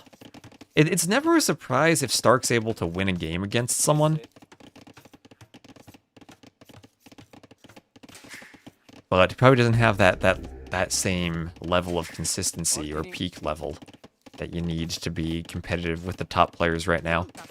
I think it was King of the Desert. Was it King of the Desert 2 he made top 4 many years ago? Or that he had a very good run? Maybe it wasn't top 4, but he did upset Yo in the first round, I remember.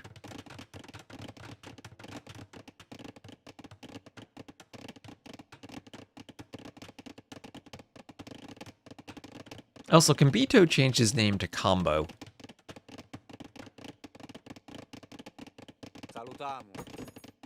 I have him there as Combito.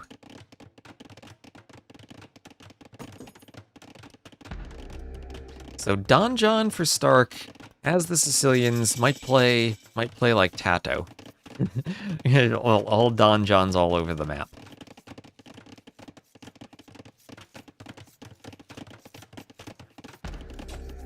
There's an outpost up on the wood line, double Vidac fishing lines, and loom for Stark. Lots of fish on the outside of the map. There can be fish under the rocks, too.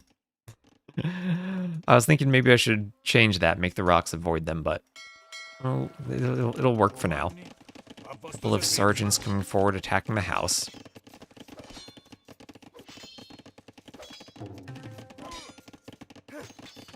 And Vil will go forward and repair the house.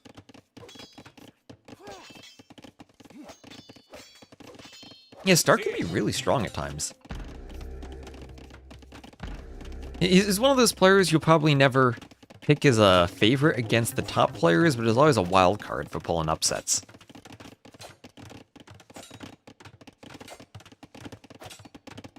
And Combito going for a fast castle, so Stark will come forward for a donjon. He can hop between the houses, but doing so just puts him right next to a palisade. So this will be a double-layered palisade now, as Stark is continuing to push with the sergeants, and has a transport ship of his own, so we can transport around to the inside. And if he does that, could massacre a wood line.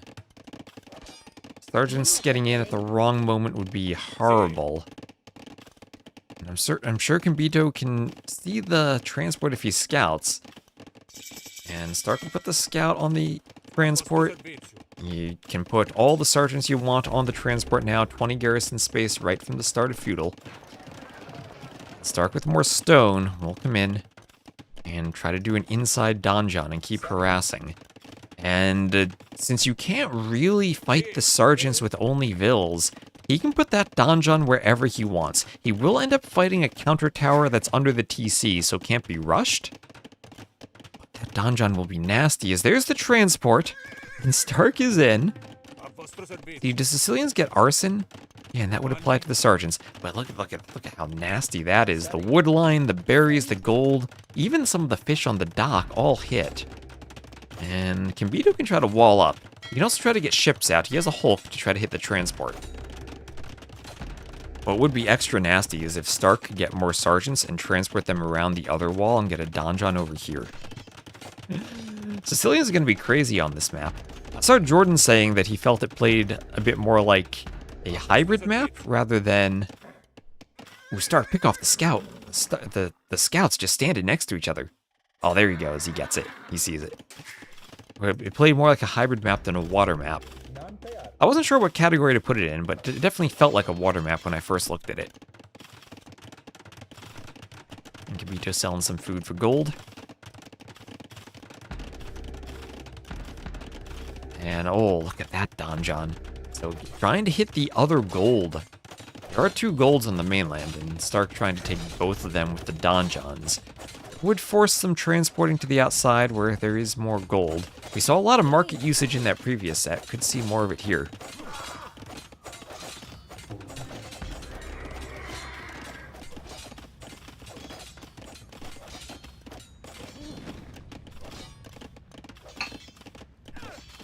Just about finished the coffee.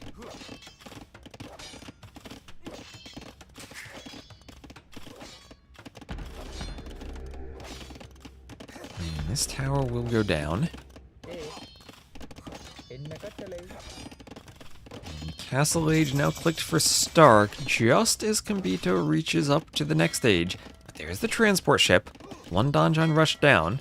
And he's going to transport the sergeants to the outside now. Medium warships for Combito, but now we might have to deal with donjons on the fishing eco. Okay, interesting. Are there vills on the outside now? I don't see a vill here anymore. That is a lot of fishing ships. 15 fishing ships. Are they going to start getting pretty inefficient?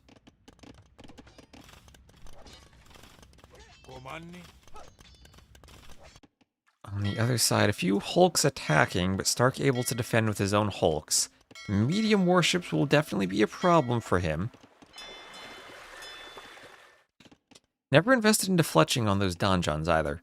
He's stockpiling resources essentially to go castle a second time. This is crazy, but with all of the fish, I wonder if a fast imp approach would work out for him even. There aren't any whales or oysters on the map. So no gold from the water is kind of a more classic only fish on the water approach. I think that's actually pretty good for the map, because if you had gold on the water, all of this land pressure wouldn't be nearly as effective. And I think the meta would just be go to the outside every time then, where your fishing ships would take care of the gold for you, and be more of a pure water situation then. That's something we kind of... I think it's kind of good to avoid, though.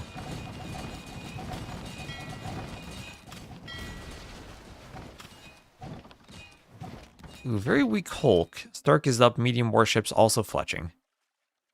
So much fish on the map. That's true, there is a lot of fish, but you do have to work to get to the fish. You have to transport and dock on the outside.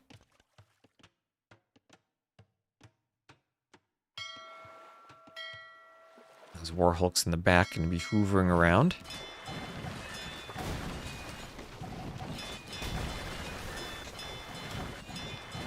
Fishing ships will garrison the dock.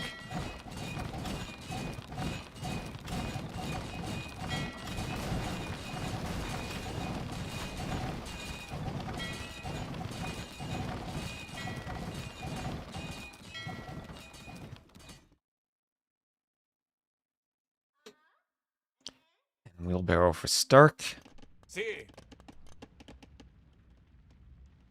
I'm buying some stone. Bodkin and wheelbarrow both clicked.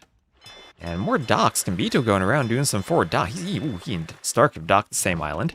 st4rk adding in a second TC. It wouldn't be st4rk if he stayed 1 TC. st4rk, I've seen him make 12 TCs before. His philosophy is when in doubt, just add more TCs. st4rk's the player I think probably has the most TCs per game I've seen. I wonder if we have a stat on that. Any stat on st4rk and his TC usage.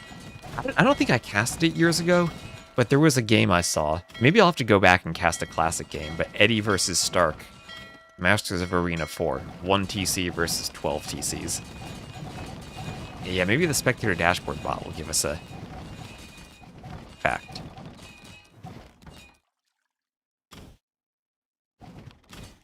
They do comical damage to each other and make a lot of noise in the process. So this is a lot of Navy for Combito now, just trying to go pure Hulk.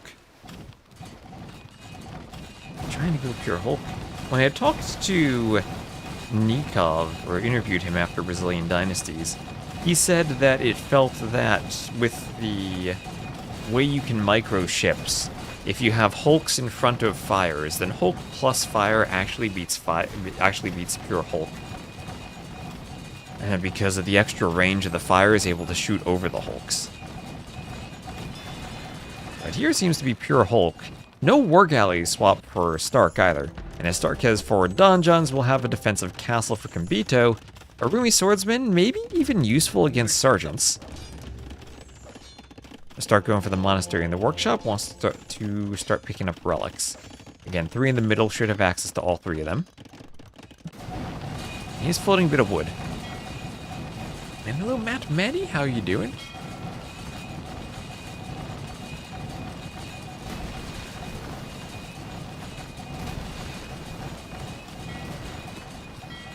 And feels like st4rk losing the fight. But fighting under the docks effective at taking down Hulks with their low pierce armor.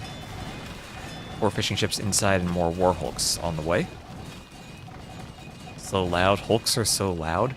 Maybe I should make them quieter, just mod their sounds. If I zoom out, does it make them quieter, or maybe just hear more Hulks?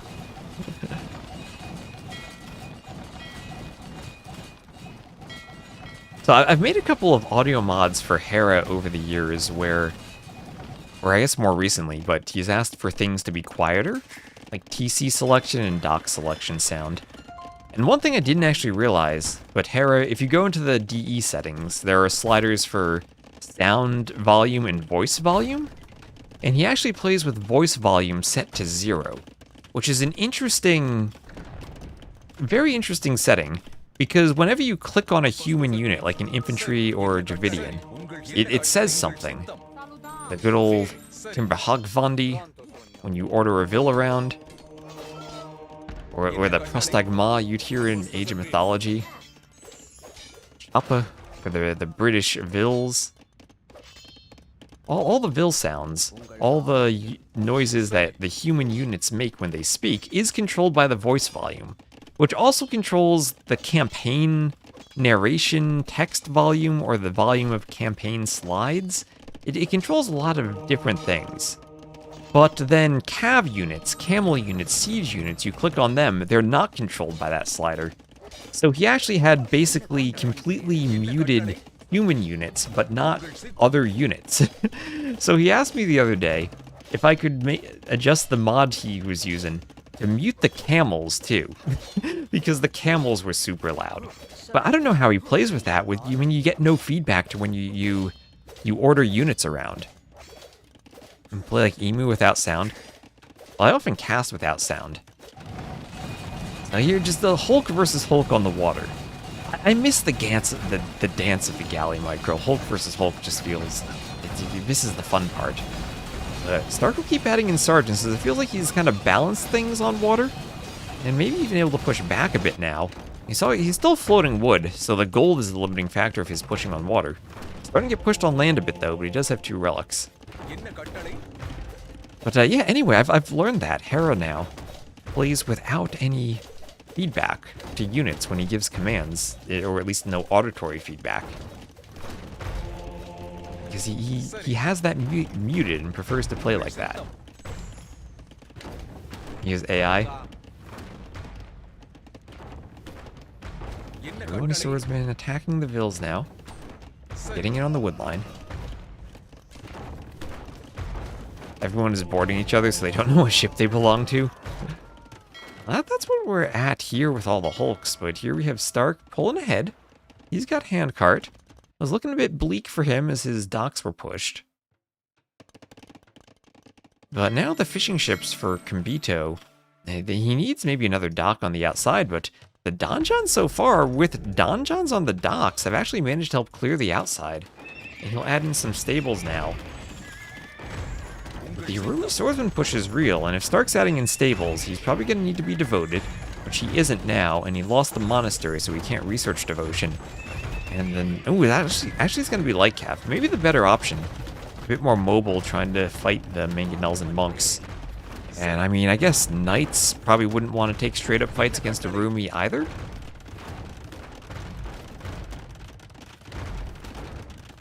Hair does it has to be the right way to play? Maybe.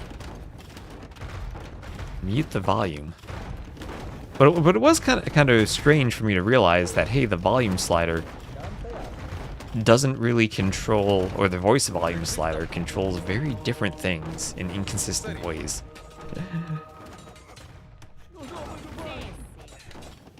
And that slider itself probably needs to be split into several different sliders.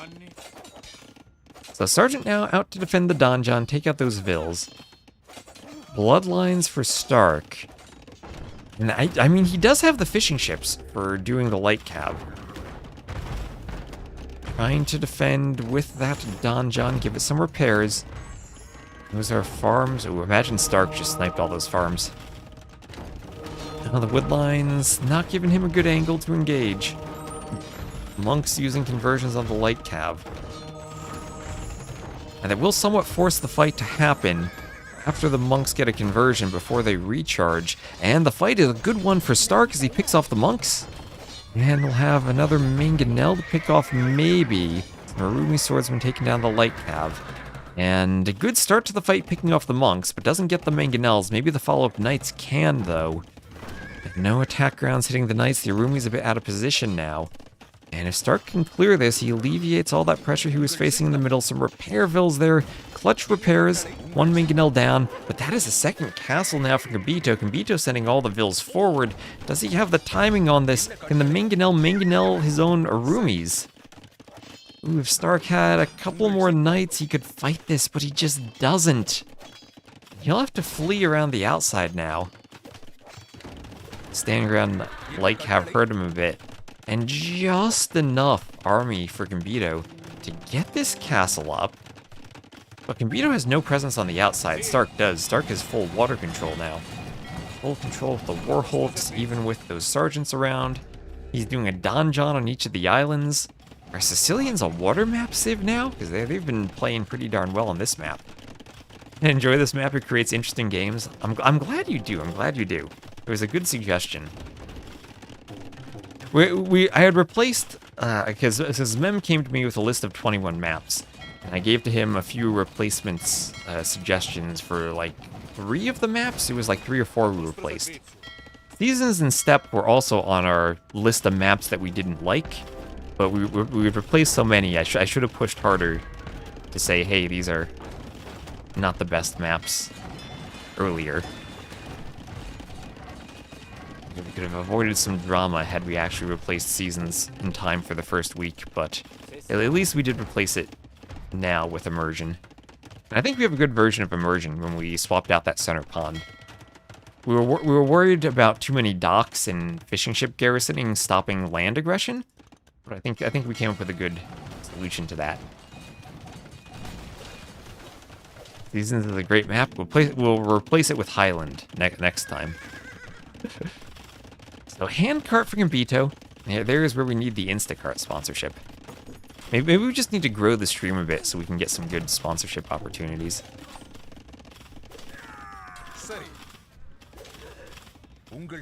So Rumi's taking down some vills on the farms. Could also go for coastal. We did use coastal in Warlords before. Kind of a hard one to balance though, and to still have it feel coastal. Because there's a good bit of randomness to, like, part of the characteristic of coastal is that there's a good bit of randomness to it, and it's water on 3 sides instead of all 4.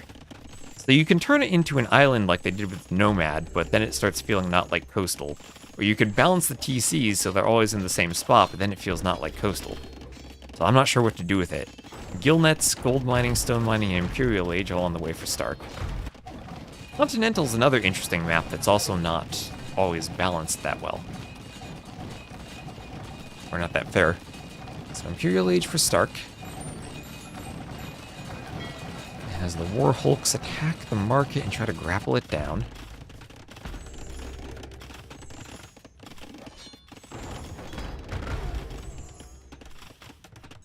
And the mangonels are going for a good push right now. That's 5 mangonels.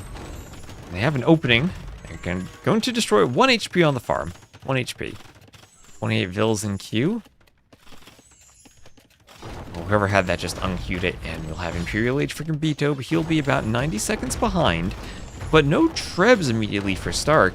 We might have one of those st4rk has the outside, Combito has the inside situations. Remember, there's no time limit here. There's more wood on the inside, but more gold and stone, and also food access on the outside with all the fish. From what I've seen, owning the outside seems to be better. But I'm not convinced of that entirely, and I still feel that whoever has the better eco when you get to that position probably wins. And this is a Sicilian castle, so it will go up. Where is the Imp TC? On the outside, so st4rk won't lose that. And he should get this castle up in time to stop the mangonels. Has to be careful. Let's see, the mangonels just in range. st4rk does have Bodkin. Let's do stone shaft mining. And can maybe start winning a Treb War now.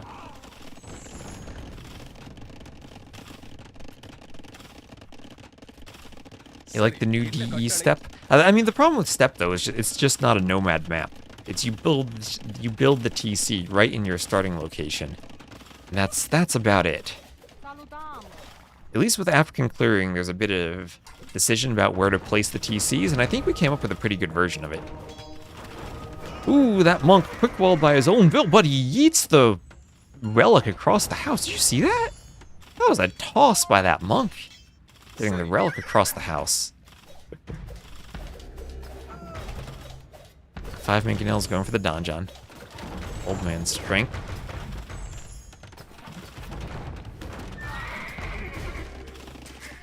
We'll have a town center for st4rk. Or not, as the Arumis block the foundation and the Vils don't build it.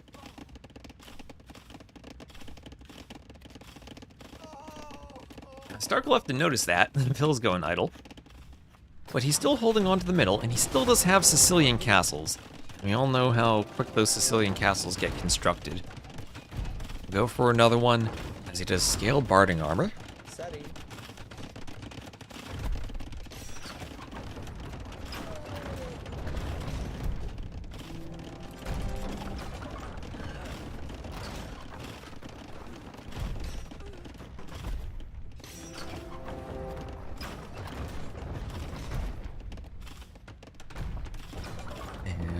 Scale guarding armor just finished, and here come the elephants ready to destroy the Trebs.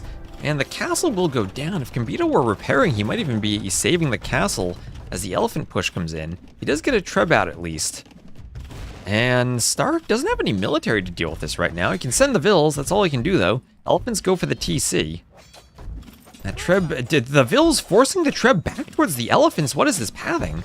The TC is down, the elephants will be pulled back. Remember, monks can heal them if the Vils don't finish them off, but the Vils, speedy Vils with handcart, will get at least 2 of the elephants, but at least they took out a Treb. Lots of elephants now. They could redirect towards the other castle.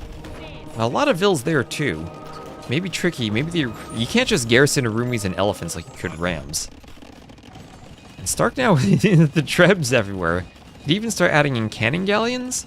He doesn't have elite, but he could start adding in cannon galleons. Also needs to look for siege engineers soon.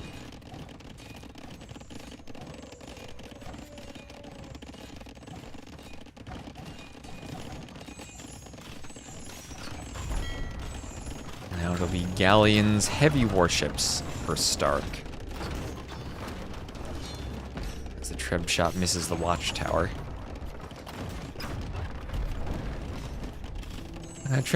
Treb taking down a castle. st4rk, where'd all the Vils go? Might be losing that castle. 139 to 139 Vils.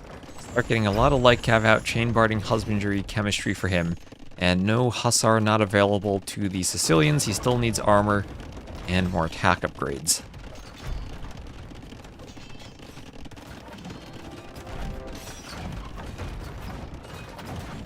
But I think st4rk has this now. I don't really see a way back for Combito if he doesn't have any water control.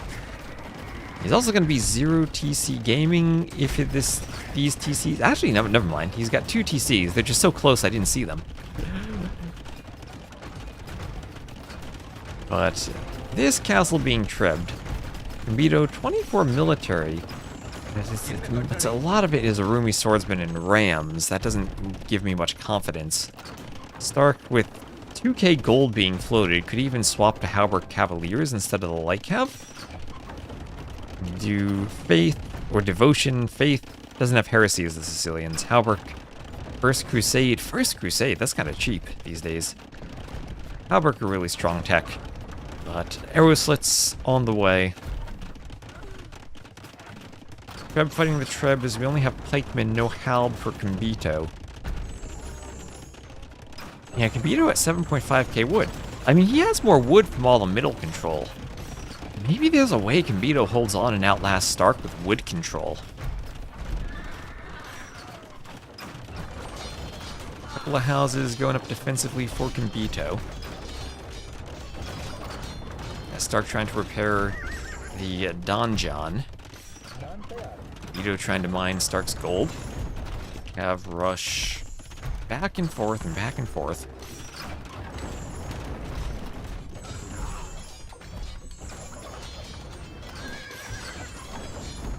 Like Kev trying to take out the elephant. Elephant losing a bunch of HP.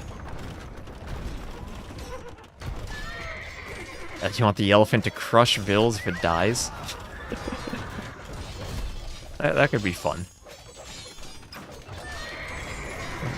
I mean, the Jurchens kind of do that with their gunpowder units now.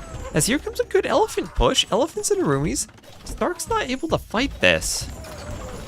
And Combito still has a bit of fight left in him as he'll be trebbing the castle. Stark will be down to 0 castles if that goes down. Elephants take the donjon. Now can move in towards the castle.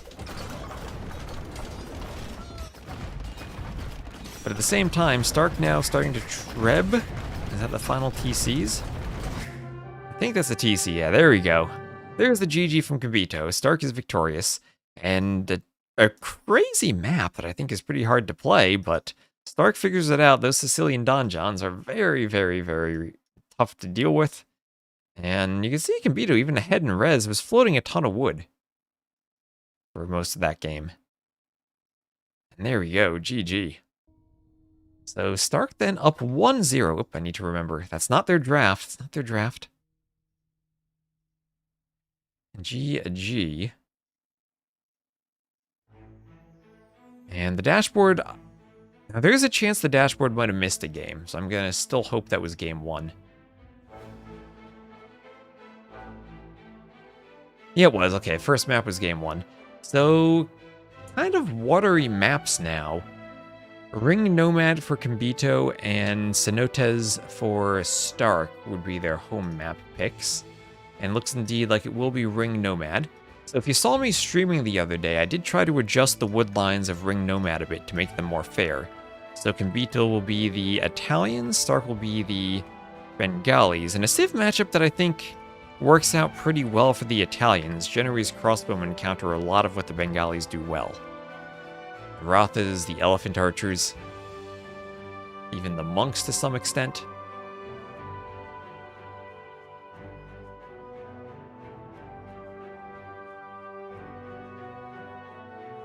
Yeah, Mem is casting Doubt's set, of course.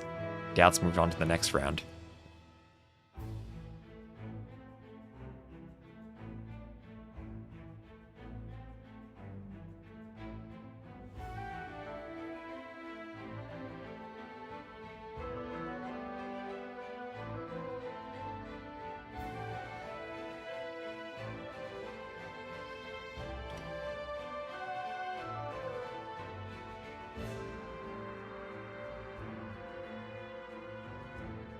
Alright, and here we go. Just checking some map feedback about Lowland.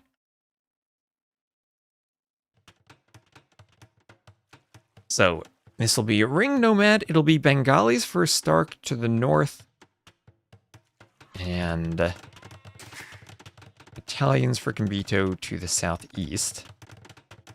And a couple of small changes I made to the start of the map, if you saw me streaming. I made sure that players always had some type of wood line somewhat close to them. Stark's wood line a bit more to the side here. The other wood line you'd have to go a bit farther to get to. And I also added 1 sheep on the coast for each of them at the start, just to help with the scouting a bit. so they can find their starting wood line a bit faster. So we'll see what the difference here is in timing. So that's less than a vil difference in TC timing when st4rk had to walk a bit more, which I think is acceptable for a nomad map. If you get like 2 or 3 vils difference, then it's kind of awkward. But here I think it's okay. A lot of it depends on your initial scouting and transport ship positioning, but Bengali's Italians, potential FC Rathas.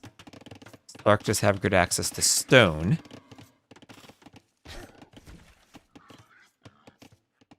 Fix the map so that also the water no longer goes all the way to the edge. That is adjusted.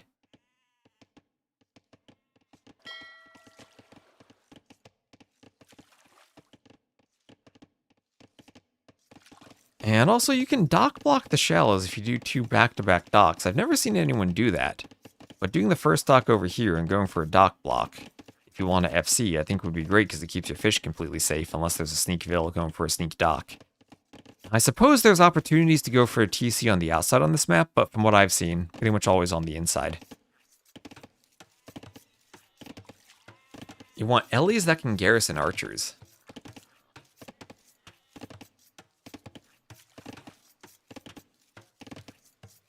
That would be pretty crazy. Elephant archers that start shooting multiple arrows if you put lots of archers in them. That might break the game there. That might be super OP. Unless as they took damage, maybe the archers could be killed. Oh, is that vil gonna... Wait, what's going on here? What is this laming? Oh, Combito. He's gonna try to steal a boar using a transport ship to block the boar. Now, st4rk can use his transport to block the vil, then the vil just walks farther to the mainland. He'll house trick to de-aggro the boar, as st4rk will see the vil and just go to attack it, and the boar will walk back. Yep, all the vils start standing on the water and they have to garrison in the transport. This was one of Zetnis's maps. It was in a map contest for Warlords 4 that won.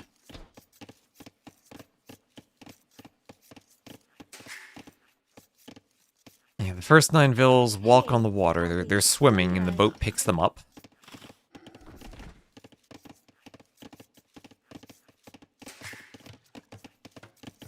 You can see the scouting of these players on Nomad, sending sheep all over the map to try to scout. And getting awareness of where the extra vils are, or extra resources are, where the woodlines are. Now, there's more work I could do to make the map a bit prettier, but the one thing I did was I made a few pine tree woodlines, so we alternate the woodlines slightly. Don't just have the same woodline over and over and over again. The boar kept chasing the transport ship. You'll be able to lure safely then. The transport ship is so fast it can outrun the boar. Or outsail the boar. I guess the transport doesn't run.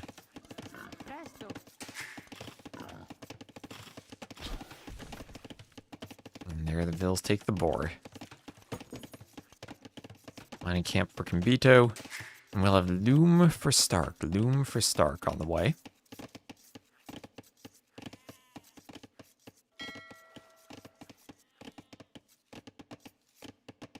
Not ready to go up the... Oh, yes, he is. Never mind. Feudal was queued behind Loom. So Feudal at the same time for both.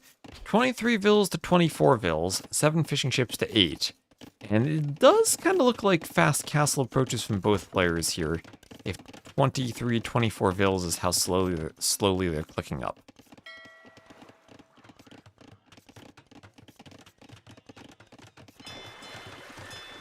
I do like the 9 vil start on Nomad on maps when your vils are kind of spread out.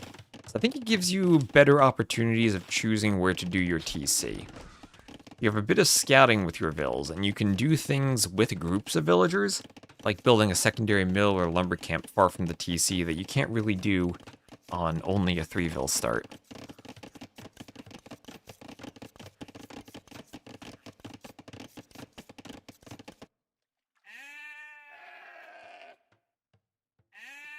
So a couple of sheep still scouting around here.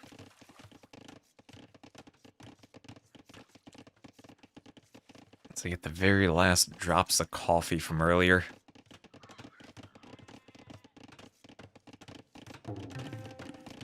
There's a house and more walling for Combito. Is a pretty nice wall over the edge here on the shore. As there is Castle Age, the Feudal Age, and Market Blacksmith forward for Combito, as he will look to click up to the Castle Age right away. Market for st4rk has the wood for the blacksmith wherever he wants it now. Not mining stone though. Market Blacksmith. This could be FC Monks from him. Could be the play for both FC Monks. Neither civ does have Heresy. Both of them the same monk tech tree, all techs other than Heresy. They are 6 civs, go for the monk war. No Heresy, so it's all just monks and monks and monks.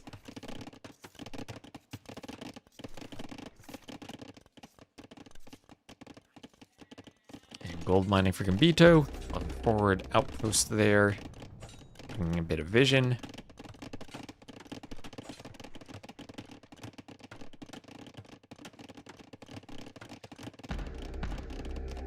Outposts go up there, and we'll have some houses for Combito. And then the Hulks will run forward as the transport chases after them. We'll have another outpost going up here. As Vils head over to stone, outpost for Combito, we'll see that st4rk is on stone. But that might not be a mining camp, could just be a long distance mining of stone to help make up for the stone spent so far on outposts. As st4rk has done Town Watch, really wants the outposts. No Town Watch yet for Combito.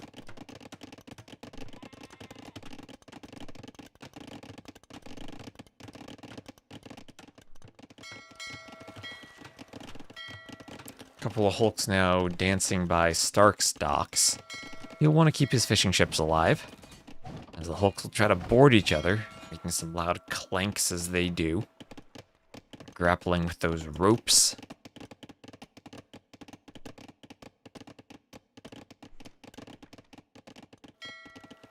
And now fishing lines for Combito.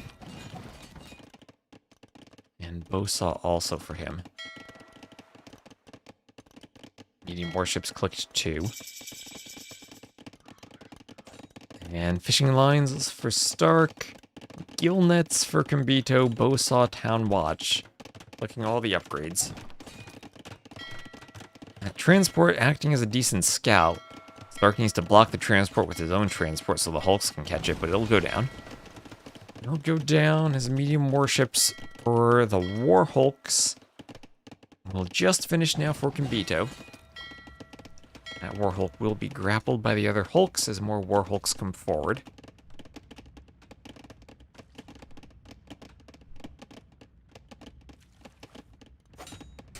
And second TC for Combito. Looking for the second TC for st4rk. He still has the stone for 2 more TCs. Does not have the stone for a castle, is not taking stone.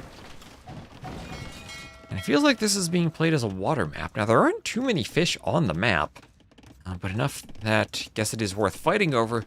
A demo? A demo ship for st4rk? What is this? What is this madness? Going for a demo ship?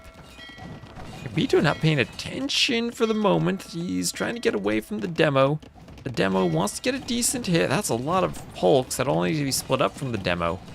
Well, the demo won't make a big impact, but at least it did cause the Hulks to shoot at it for a bit as it danced around. We'll have a light cav swap for Combito.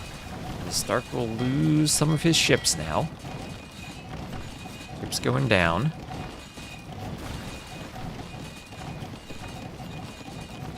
And the demos are sad nowadays, limiting factor.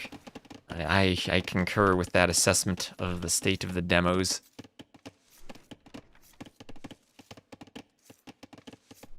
And we'll have another TC up for st4rk on the side. Fishing ships go in the dock. We'll have another dock up for st4rk.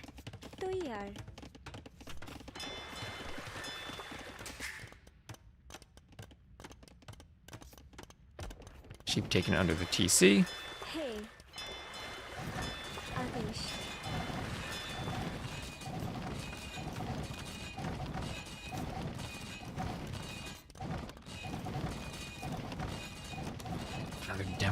left in this dock.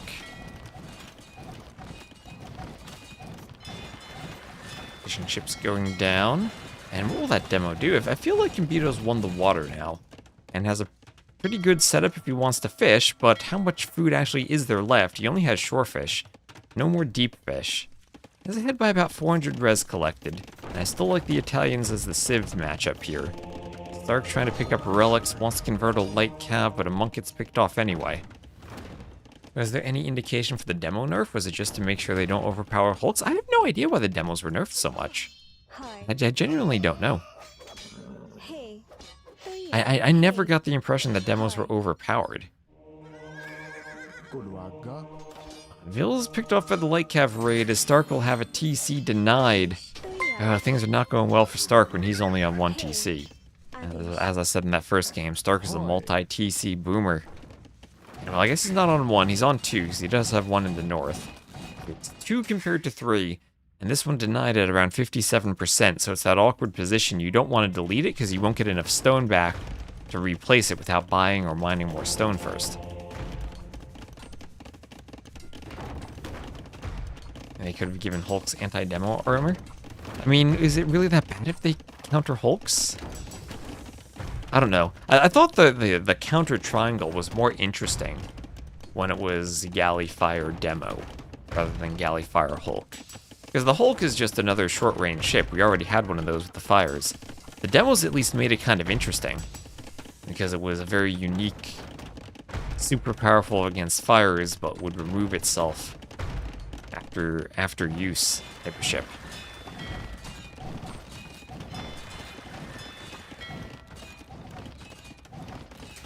Now wheelbarrow for Combito.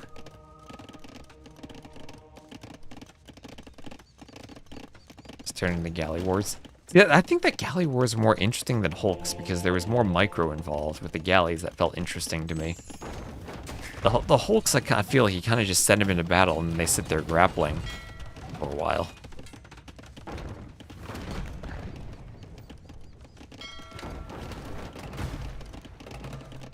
The short range, why I have both? Well, they fill different roles, though. I think Cav are, as a fast mobile unit, controlled differently than you do infantry. You're trying to force fights at close range, maybe having better attack against buildings.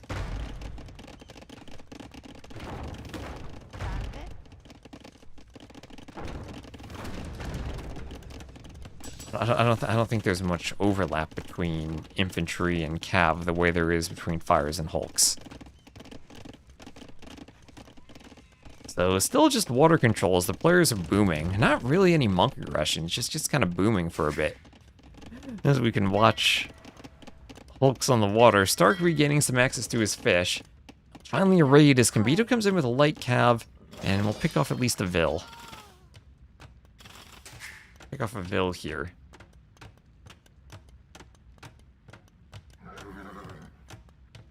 But won't get much damage. The TC defending, st4rk also getting some nice walls up. As Sanctity will come in for st4rk. A couple of mangonels still hoover around.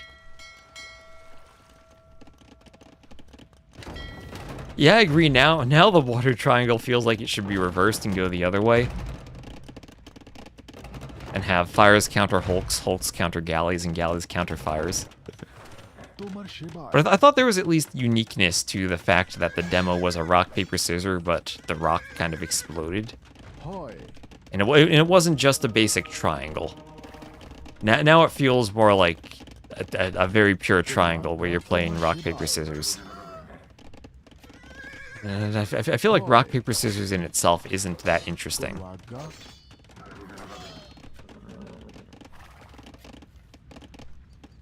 But yeah, going the other way I think would make sense. Oh, finally we have something happening as we have a castle drop here. Castle drop in the middle as the mangonel is cleared, and that means Combito is free to drop the castle on st4rk, unless the monk gets a conversion, which it does. Wait a minute, there's a conversion. A couple of mangonels here. The Vils go down on the castle. It's a bit of a doubt castle situation, but the mangonel can't get another shot off. That 4 HP monk by himself won't be able to deny the castle. Isn't it rock, paper, scissors all the way? Well, on land units, you have like multiple triangles, all that work together, versus the water, which is one triangle. Okay, like feudal isn't just man-at-arms, scout, archer. You have skirms and spears and walls and towers and houses and other interactions all there. Water now, it's just dock, one building, and then 3 units that are trained by it. Why the Greek civs weren't put into ranked? That's a weird situation where they're not developed by the same company.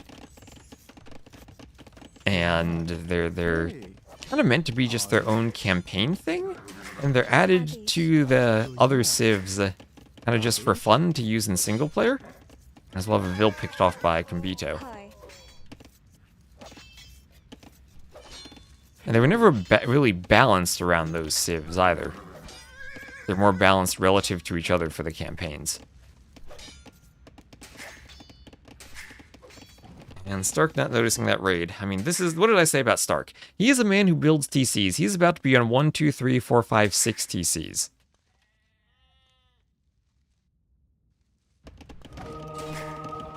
And Combito keeps pushing. Combito actually ahead in Vills despite the number of TCs that st4rk has. This is 1, 2, 3, 4 TCs for Combito.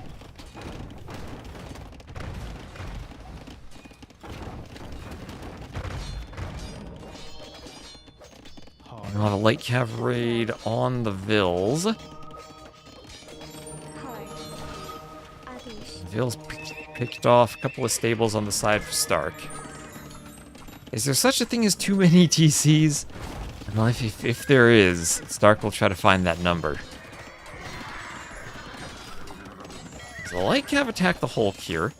I'll have handcart for st4rk, a mangonel behind the woodline for Combito. And heavy plow for Combito too. Heavy plow and handcart. As the light cav picked the monk and the mangonel still pushes the TC. st4rk trying to go for a defensive castle. Trying to do more stables. I think we're probably going to head for another game 3. As this feels like Combito with that score and this map control has the game in the bag. Also with the civ that I think scales a bit more late game. Italians have full upgrades on their skirms, then also the civ bonus that they have +1 melee and pierce armor.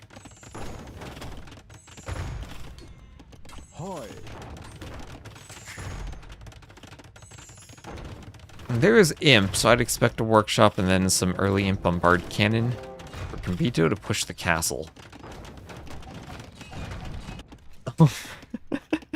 So how is st4rk gonna get that TC up? He's sending a Ville, this isn't walled, but just sending a Ville down for that TC. Combito's holding a monk in the middle of nowhere. Oh, that Ville's going for the TC from st4rk. st4rk's gonna do this potentially. Husbandry and light cav both on the way for st4rk. Oh my gosh. Going for the TC. That TC on 75 HP, st4rk just barely keeping it alive. It's the spam light cav. So a few Genoese crossbowmen. Genoese crossbowmen in siege clears this. Maybe st4rk's trying to stay. This is gonna work, isn't it? This is gonna work. Combito not paying attention. That's in his line of sight. st4rk doesn't have any more Vills. It's a 1 Ville TC in the south of the map. There's a 1 Ville TC down here in the south, and st4rk's gonna construct that. Alright, st4rk making it work.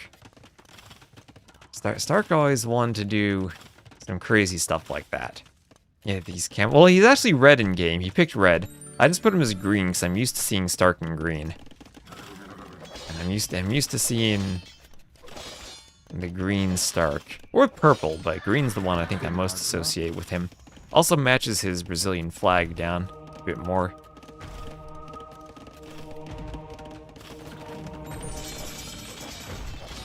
Does he play go? Not that I'm aware of.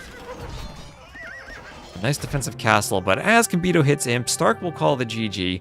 He is not ready to try to outboom Italians and Imp, as we'll have 3 more castles coming up for Combito. That's a lot of stone. As the light cav find his TC.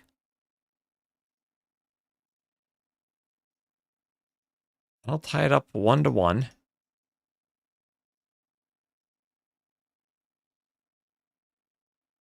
Zoop. Get the overlay set up for the stats screen.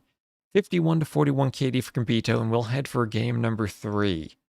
Head for game 3. All right, let's do this. Yeah, waited for the TC before typing GG.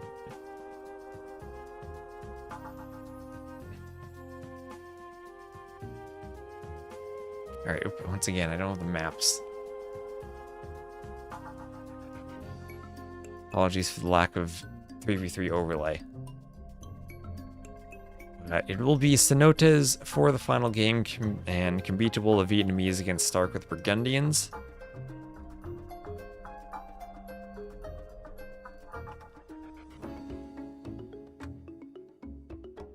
And we'll get launching here in just a moment.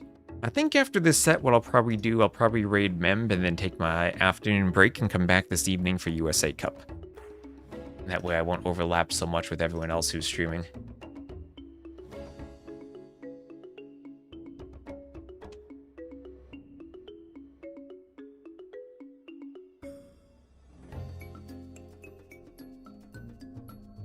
Looks like Jordan's playing too. So then we can do the double raid on Twitch and on YouTube.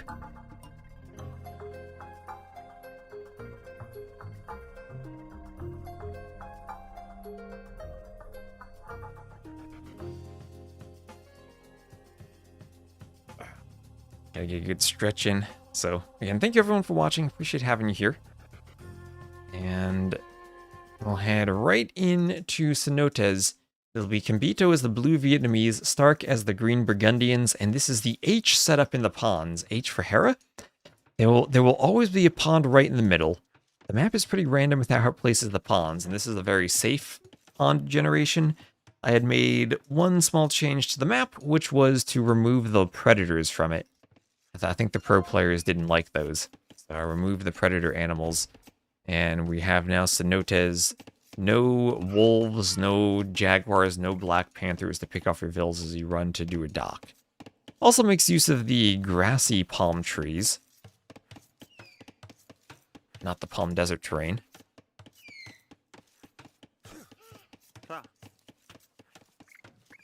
And that appear here, a new animal, replacement for a boar, or a reskin for a boar. Gives us another animal to use.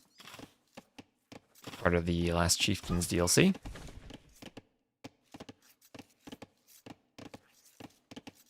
We'll be out there under the TC.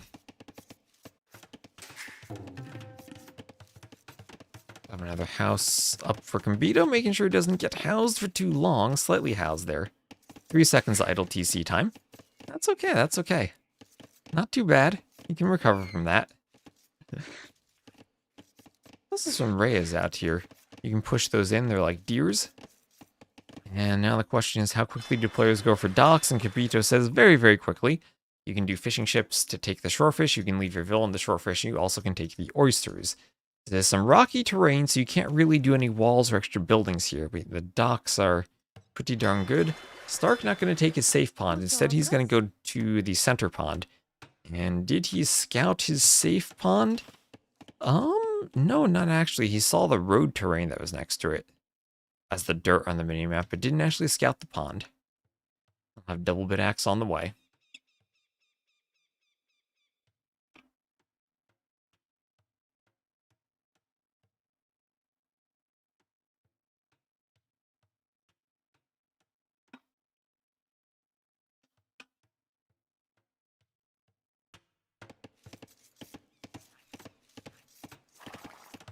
Bonjour.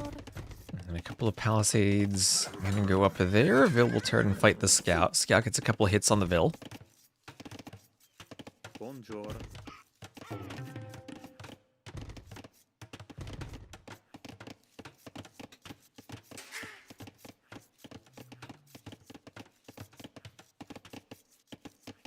And all the walls going up for st4rk. So st4rk walling. He might just wall and boom. He might try to wall and boom. Maybe take another lake. Grab some more fish. It's wall and boom time. For the Burgundians, he already has double bit axe.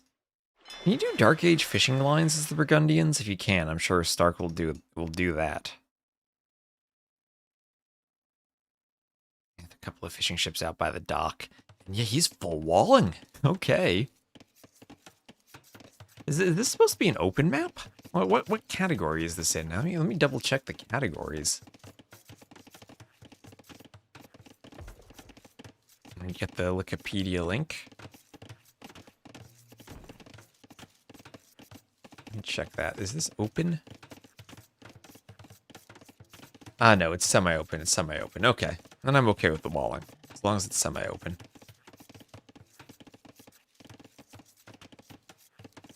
Trees are nice, but I like the... Oh, you do the... Valessa, you do the cube mod? Oh, did Valessa use cube mod? That might have been a Rubenstock thing. I forget who exactly used it. As amazing as cube mod is. So full walls for st4rk. And Burgundians could try to feudal boom. They could also fast castle boom. And with the dock and the fact you can take oysters with the fishing ships, you might skip a mining camp. Or do a mining camp only on stone. Try to go Castilier.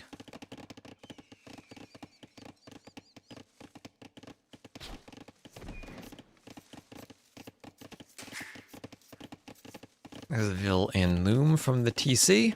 So after Loom, he'll go up. That'll be 28 Vils. So 28 Vils also for Combito. So dueling fast castles from these two civs. Okay, I was not expecting fast castle to be the dominant approach on this map, but you are pretty far. It is pretty wallable. And there it is, Dark Age fishing lines. Dark Age fishing lines. So second dock taken by Combito. Third dock even. He's taken 3 of the ponds of these sinkholes.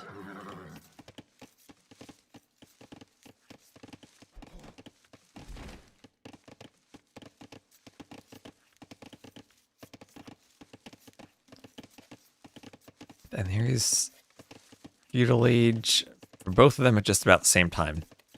Yeah, mirror builds almost 28 Vils. Just more fishing ships spread out for Combito. st4rk putting all of them in one pond. Putting all of his fish in one pond. You believe in the Vietnamese fire lancers? Maybe. I guess Burgundians can go Flemish militia against fire lancers.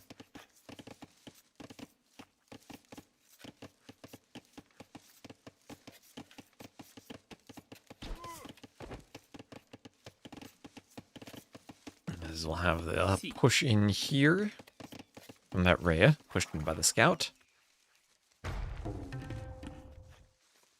Another house up for st4rk. And good, but they should get pew-pewed to death. Well, late game we'll have Burgundian hand cannoneers. Those will be pretty strong. Maybe not as strong against Rattan archers, though. Missing the final armor upgrade, Burgundians could perhaps struggle against Rattans. Now that st4rk's up to feudal, what'll he do? Market blacksmith. Combito.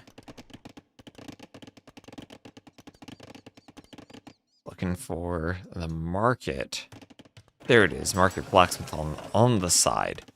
Just a bit later to react after the click up.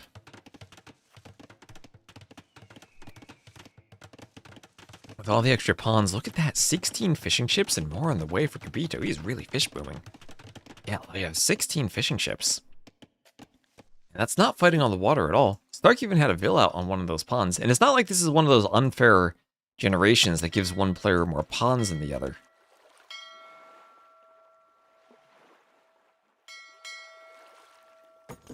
There's stone mining for st4rk by the stone. Well, yes, by the stone, of course, but it is FC Castilier, so he will be going for a castle. And I guess the castle goes out here, protecting the gold in the wood line. As I said, he didn't need the mining camp on the gold since he had the oysters. Perez collected, shooting ahead for Combito now.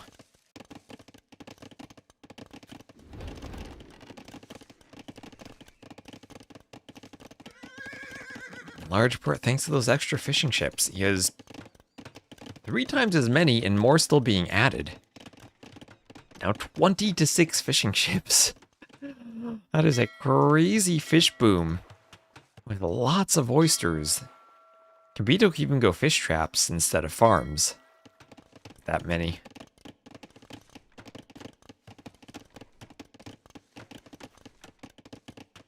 Castilier are very good, yes. I mean, I've seen Vivi FC Castilier and win games with crazy builds like this. And st4rk, both players buying wood. I look at the eco difference, and I worry that one, st4rk could die to the fish boom, or two, that the fish boom's an overinvestment. Because that's a lot more wood spent on fishing ships for Combito, and maybe st4rk can push on land. And there is a forward workshop for st4rk, with the castle being at home, very defensive, but Custilier has a cav unit. Can run across the map very quickly, and we'll see a scout trying to pick a Vil here. Low HP Vil, but nothing I think the scout should be able to pick off. The scout will keep scouting, and Combito will have a castle of his own against the potential Gundian push. And I guess the idea of the Mangonel push would be to see if st4rk can force Combito to do a castle in a place he doesn't want it to defend the Mangonels, but it won't be in time for that. Now it's maybe leaving an avenue this way.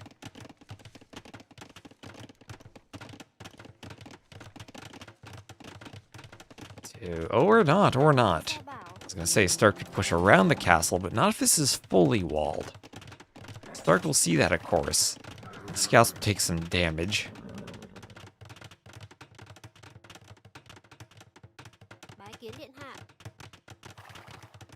Oh, that 1 HP scout standing right there.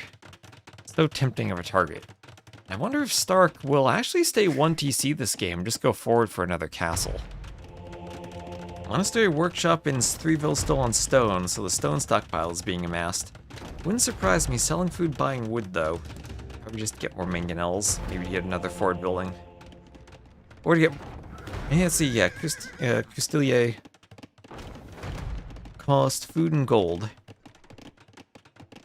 So buying wood indicates more forward buildings, or is making some type of building at home. Yeah, there's a town center. And the Custilier have to be careful to defend the mangonels here. From that workshop, that was an attack round. Fletching for Combito, that gives the castle a bit more range, restricts the movement of the mangonels a bit, helps the ration archers. More gates going up. Lots of palisade gates for Combito, trying to keep his base safe. The mangonel wants to take down 2 houses, st4rk trying to attack 2 at once. I haven't heard any 2 casters pronounce Custilier in the same way. Well, I haven't heard any 2 French speakers in my chat agree about the way it's pronounced. So I think that's fair. Oh, what am I thinking? st4rk staying 1 TC aggression. This is st4rk. He's going to be on 4 TCs now. 4 TCs to 1. But he's down in fishing ship numbers and needs to make up for that in Vils. He has docked a 2nd pond. And is attacking the fish traps of a 3rd.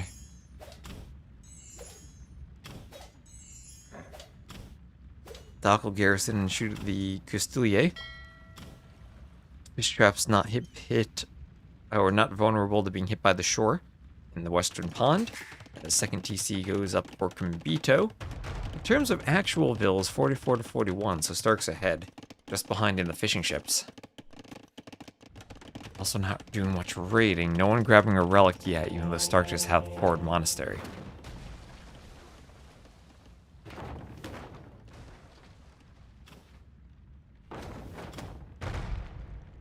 Has he seen any of the ponds he's on? He's seen 2 of them. Hasn't seen the one on the bottom.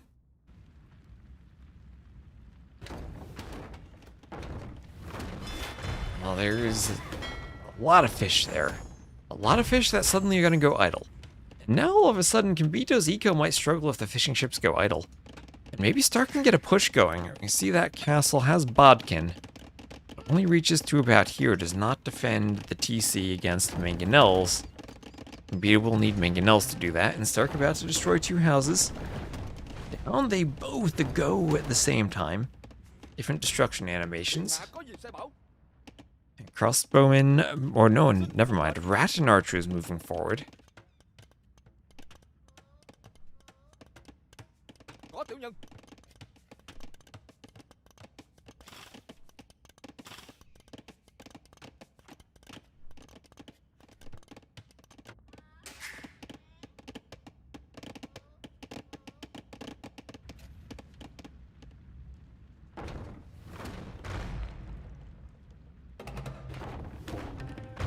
Mangonels here will take the house and keep trying to make ways to push in.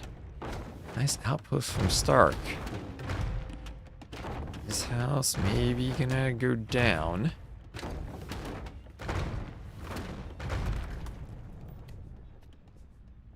Hello, Perk, how you doing? Fishing ship's idle for st4rk too. Oh, rat and archers are in. Rat and archers are in. They only have 1 armor. But they do have 5 total pierce armor.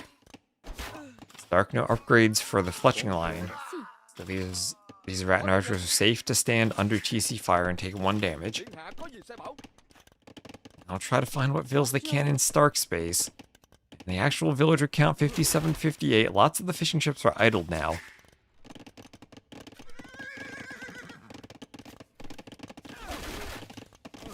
Ooh, Mangonel forward for st4rk. Can he get a good shot on the Rattan archers? Can he clear them? Mangonel doesn't quite hit. For a second shot to dodge that too. Oh, nice Teutonic Knight dance emote.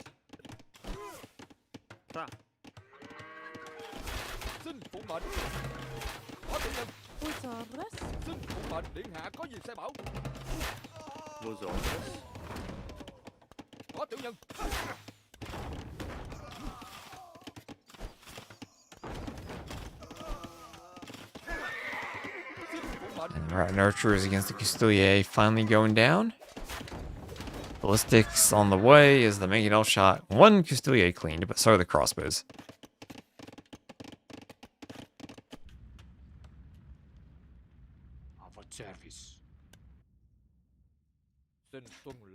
And Relic picked up for Combito.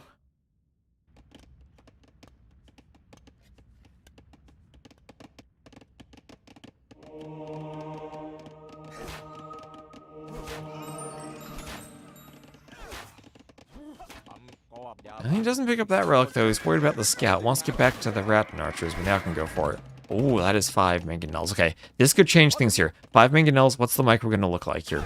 6 Mangonels for st4rk. 1 goes down right away. A second will follow it down. The attack round misses. Finally 1 hits. There are some repairs. Rat archers don't shoot in time. The Mangonel gets repaired. The Mangonels shoot at each other. They're also shooting at the Rattan archers. They somehow missed each other. Mangonels trying to hit the Rattan archers. They stop an attacking outpost and fan out.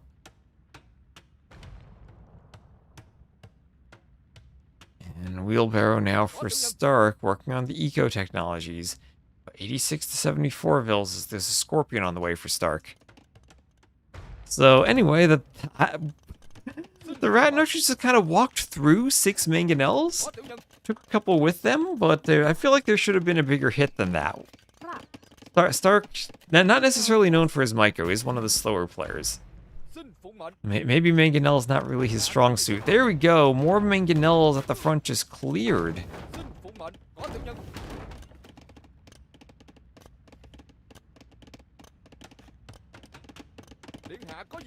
Alright, and archers chased by the Custilier, a couple of weak ones.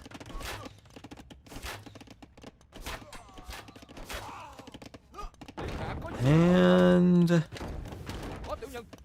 Rattan's dodging some Mangonel shots. Here comes a forward castle. Forward castle for st4rk now. Are either of these players close to imp? st4rk is. Fewer res collected than Combito, but st4rk's in a position to click up to imp. His KD is just that good. He needs to micro the Mangonels. If he gets this castle up, he might just win it.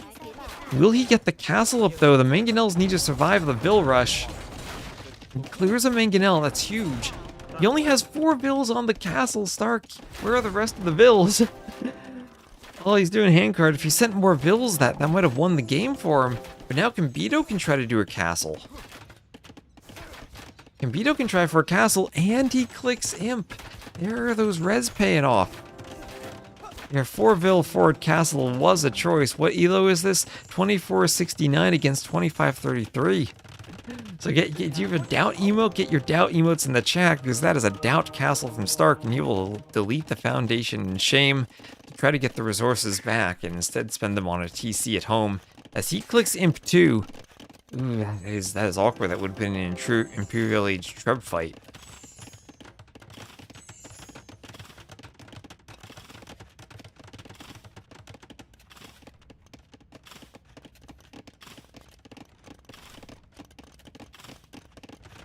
So now a third castle to the side for Combito.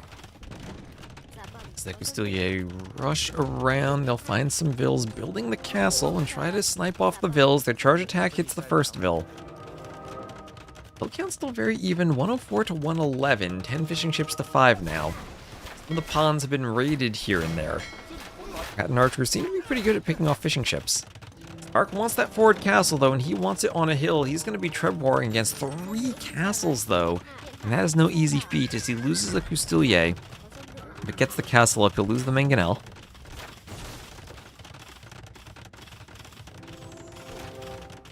There's Imperial Age for Combito, Imperial Age for st4rk.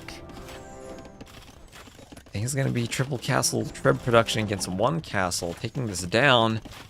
Both players do have gunpowder though, and st4rk's amassing rams, and I think that's exactly what he has to do, knowing he's probably behind in the castle push.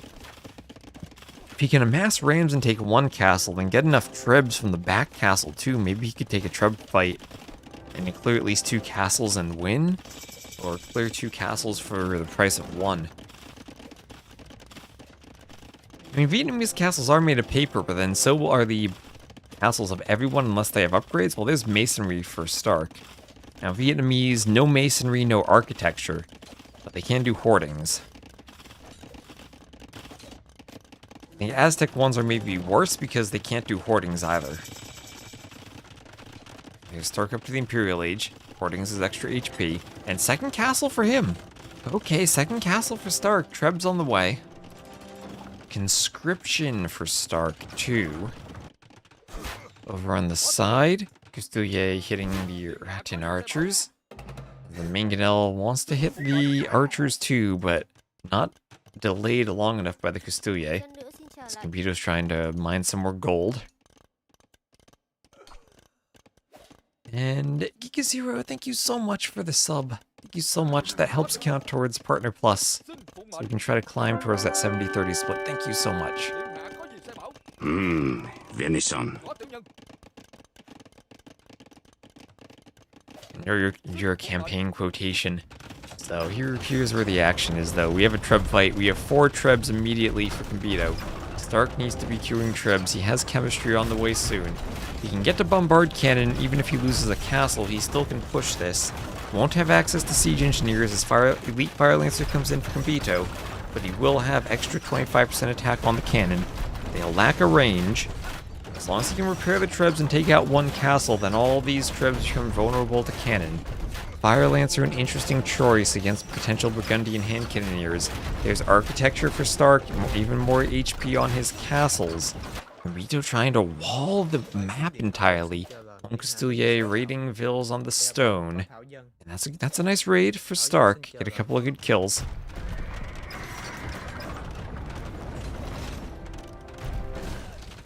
Treb's attacking the other castle. And here are the Fire Lancers though, and Fire Lancer, Rat, and Archer should counter Castilier. Bombard cannon for st4rk, and he's gonna lose some cannon. He wants to get another castle. He lost both of his castles. He's trying to make do with mangonel attack rounds. He's going to clear 1 more castle for Combito, but not in time to keep his own army safe from the Fire Lancers. Will this castle be finished? 69%. The answer is no. The Trebs will take down this castle. All of the bombard cannon being cleared, and all of a sudden st4rk is in a lot of trouble losing that castle. Needing to keep the cannon in the workshops, he'll probably lose them anyway. Everything that was forward for st4rk was cleared. Now it's 42-6 military. st4rk has naught but a few Castilier for raiding.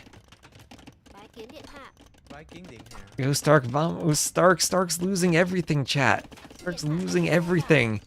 And now it's Vietnamese late game. Burgundians have a good late game too, but I think more gold dependent. Fire Lancers, he's trying to get hand cannoneers to stop the Fire Lancers, but losing the area under the ranges. Hello, Buck Pucker. Hello, in the Twitch chat. Let me make sure I'm still getting updates on YouTube. Yes, we are. Alright.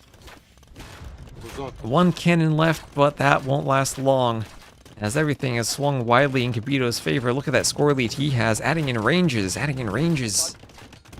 Paper money versus Burgundian Vineyards late game face-off. So st4rk trying to buy some time. Siege not really added in yet for Combito. He lost a lot of castles there, so it'll take a while to reamass the Treb numbers. As some workshops will be now destroyed by Fire Lancers. Need some arson maybe for the Fire Lancers in the final attack upgrade. But yeah, it does not look good. Decided to mix it up and say hi here. You watch VODs so you don't get to chat, but love all your content. Well, thank you very much for watching the VODs. Hope you appreciate the VODs too.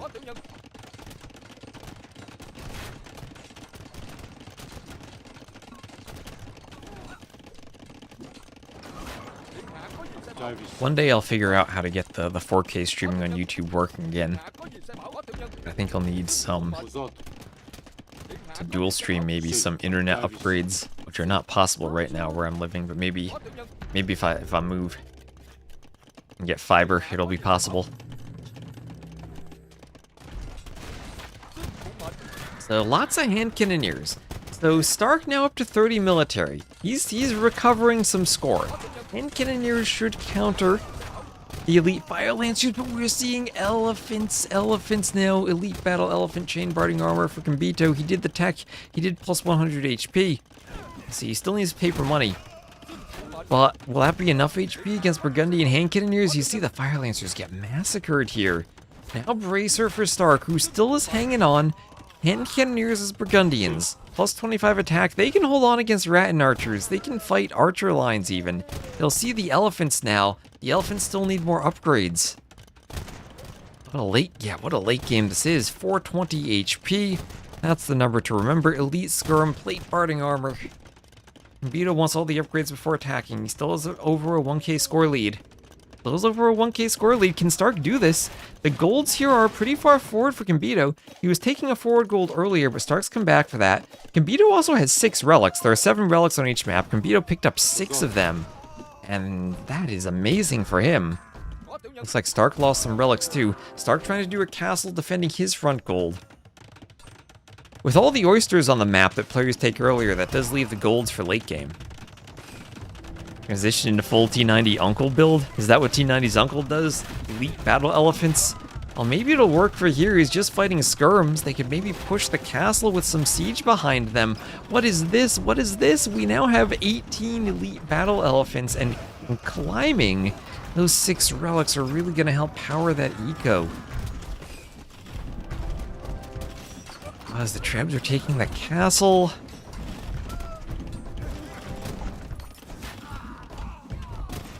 Trebs are taking the castle. There's iron casting.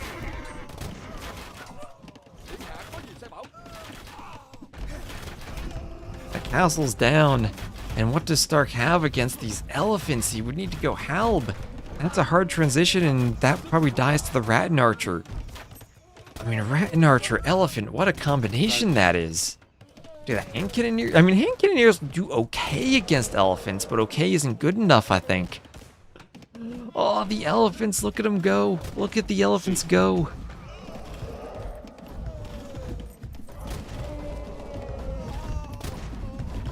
There's halb for st4rk. Elves need to do work here. Those are elites, or I mean, imperial skirms. Paper money also for Combito. This is T90's Uncle build. Oh boy.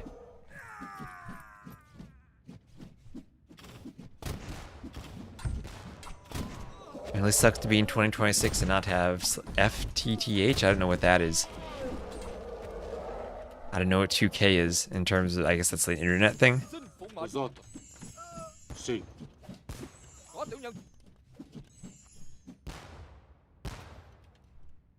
But yes, fiber has not come to my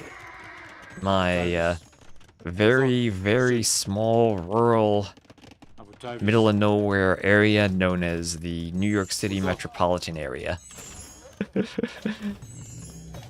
It's unfortunately not come to me yet. Maybe one day.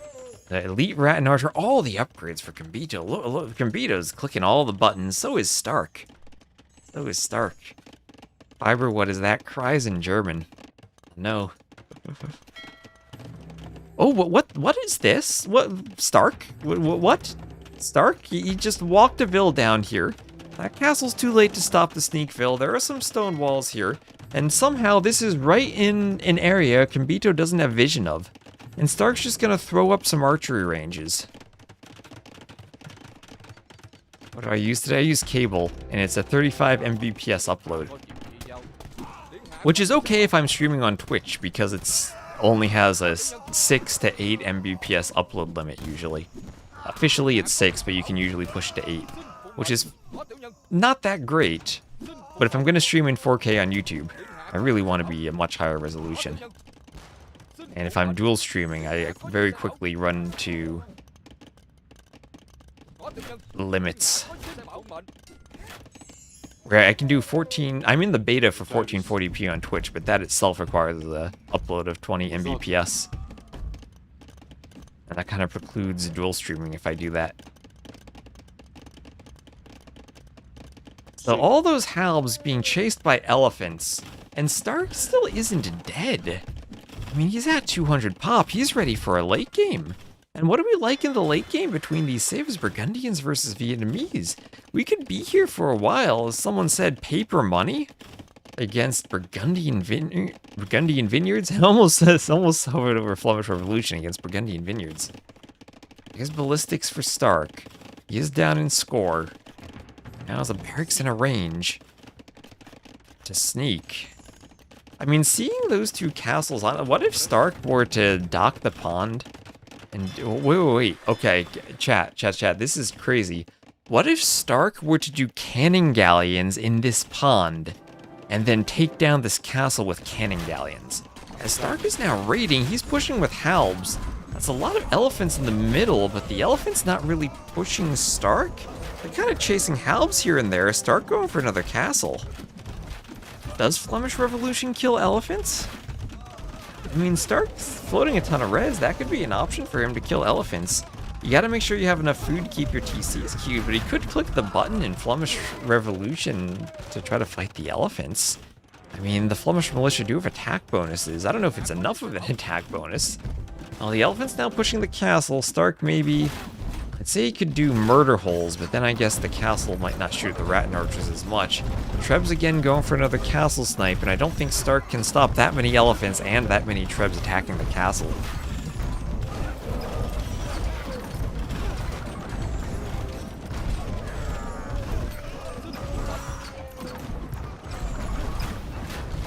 Combito selling food, selling wood. The elephants push the houses, and the cannon try to hit the Rattan archers. Some archers going down. Alba's pushing against the elephants. The elephant push continues, and st4rk will call the GG as he cannot stop the elephants. And Combito, after losing game 1, will come back, win the next 2, and advance. As Capture Age, don't do this to me, Capture Age. Don't be hiding my score. st4rk will win. st4rk will call the GG as Combito will win, and he will advance to the next round. So that's 288 to 240 KD. What a game that was. Elephants, cannon, oyster fishing, had it all. GG. Children yearn for the button. Maybe he should have tried the button just at the end. Just at the end to try to cap it off. Alright.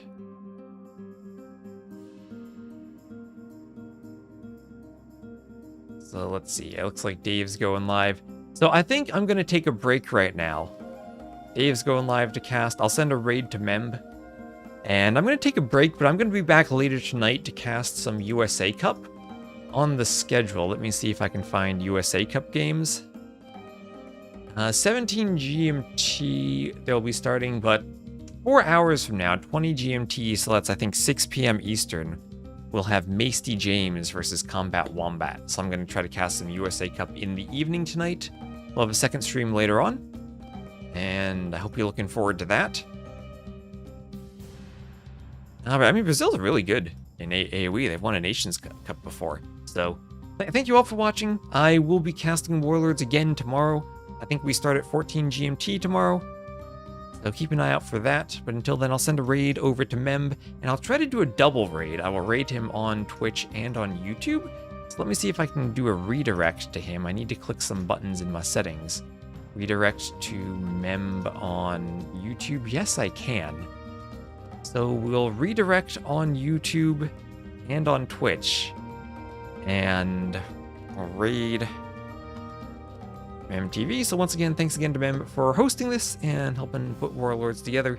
And I'll see you all later tonight. Make sure to put some emotes in the chat when you go over there. And I'll see you later.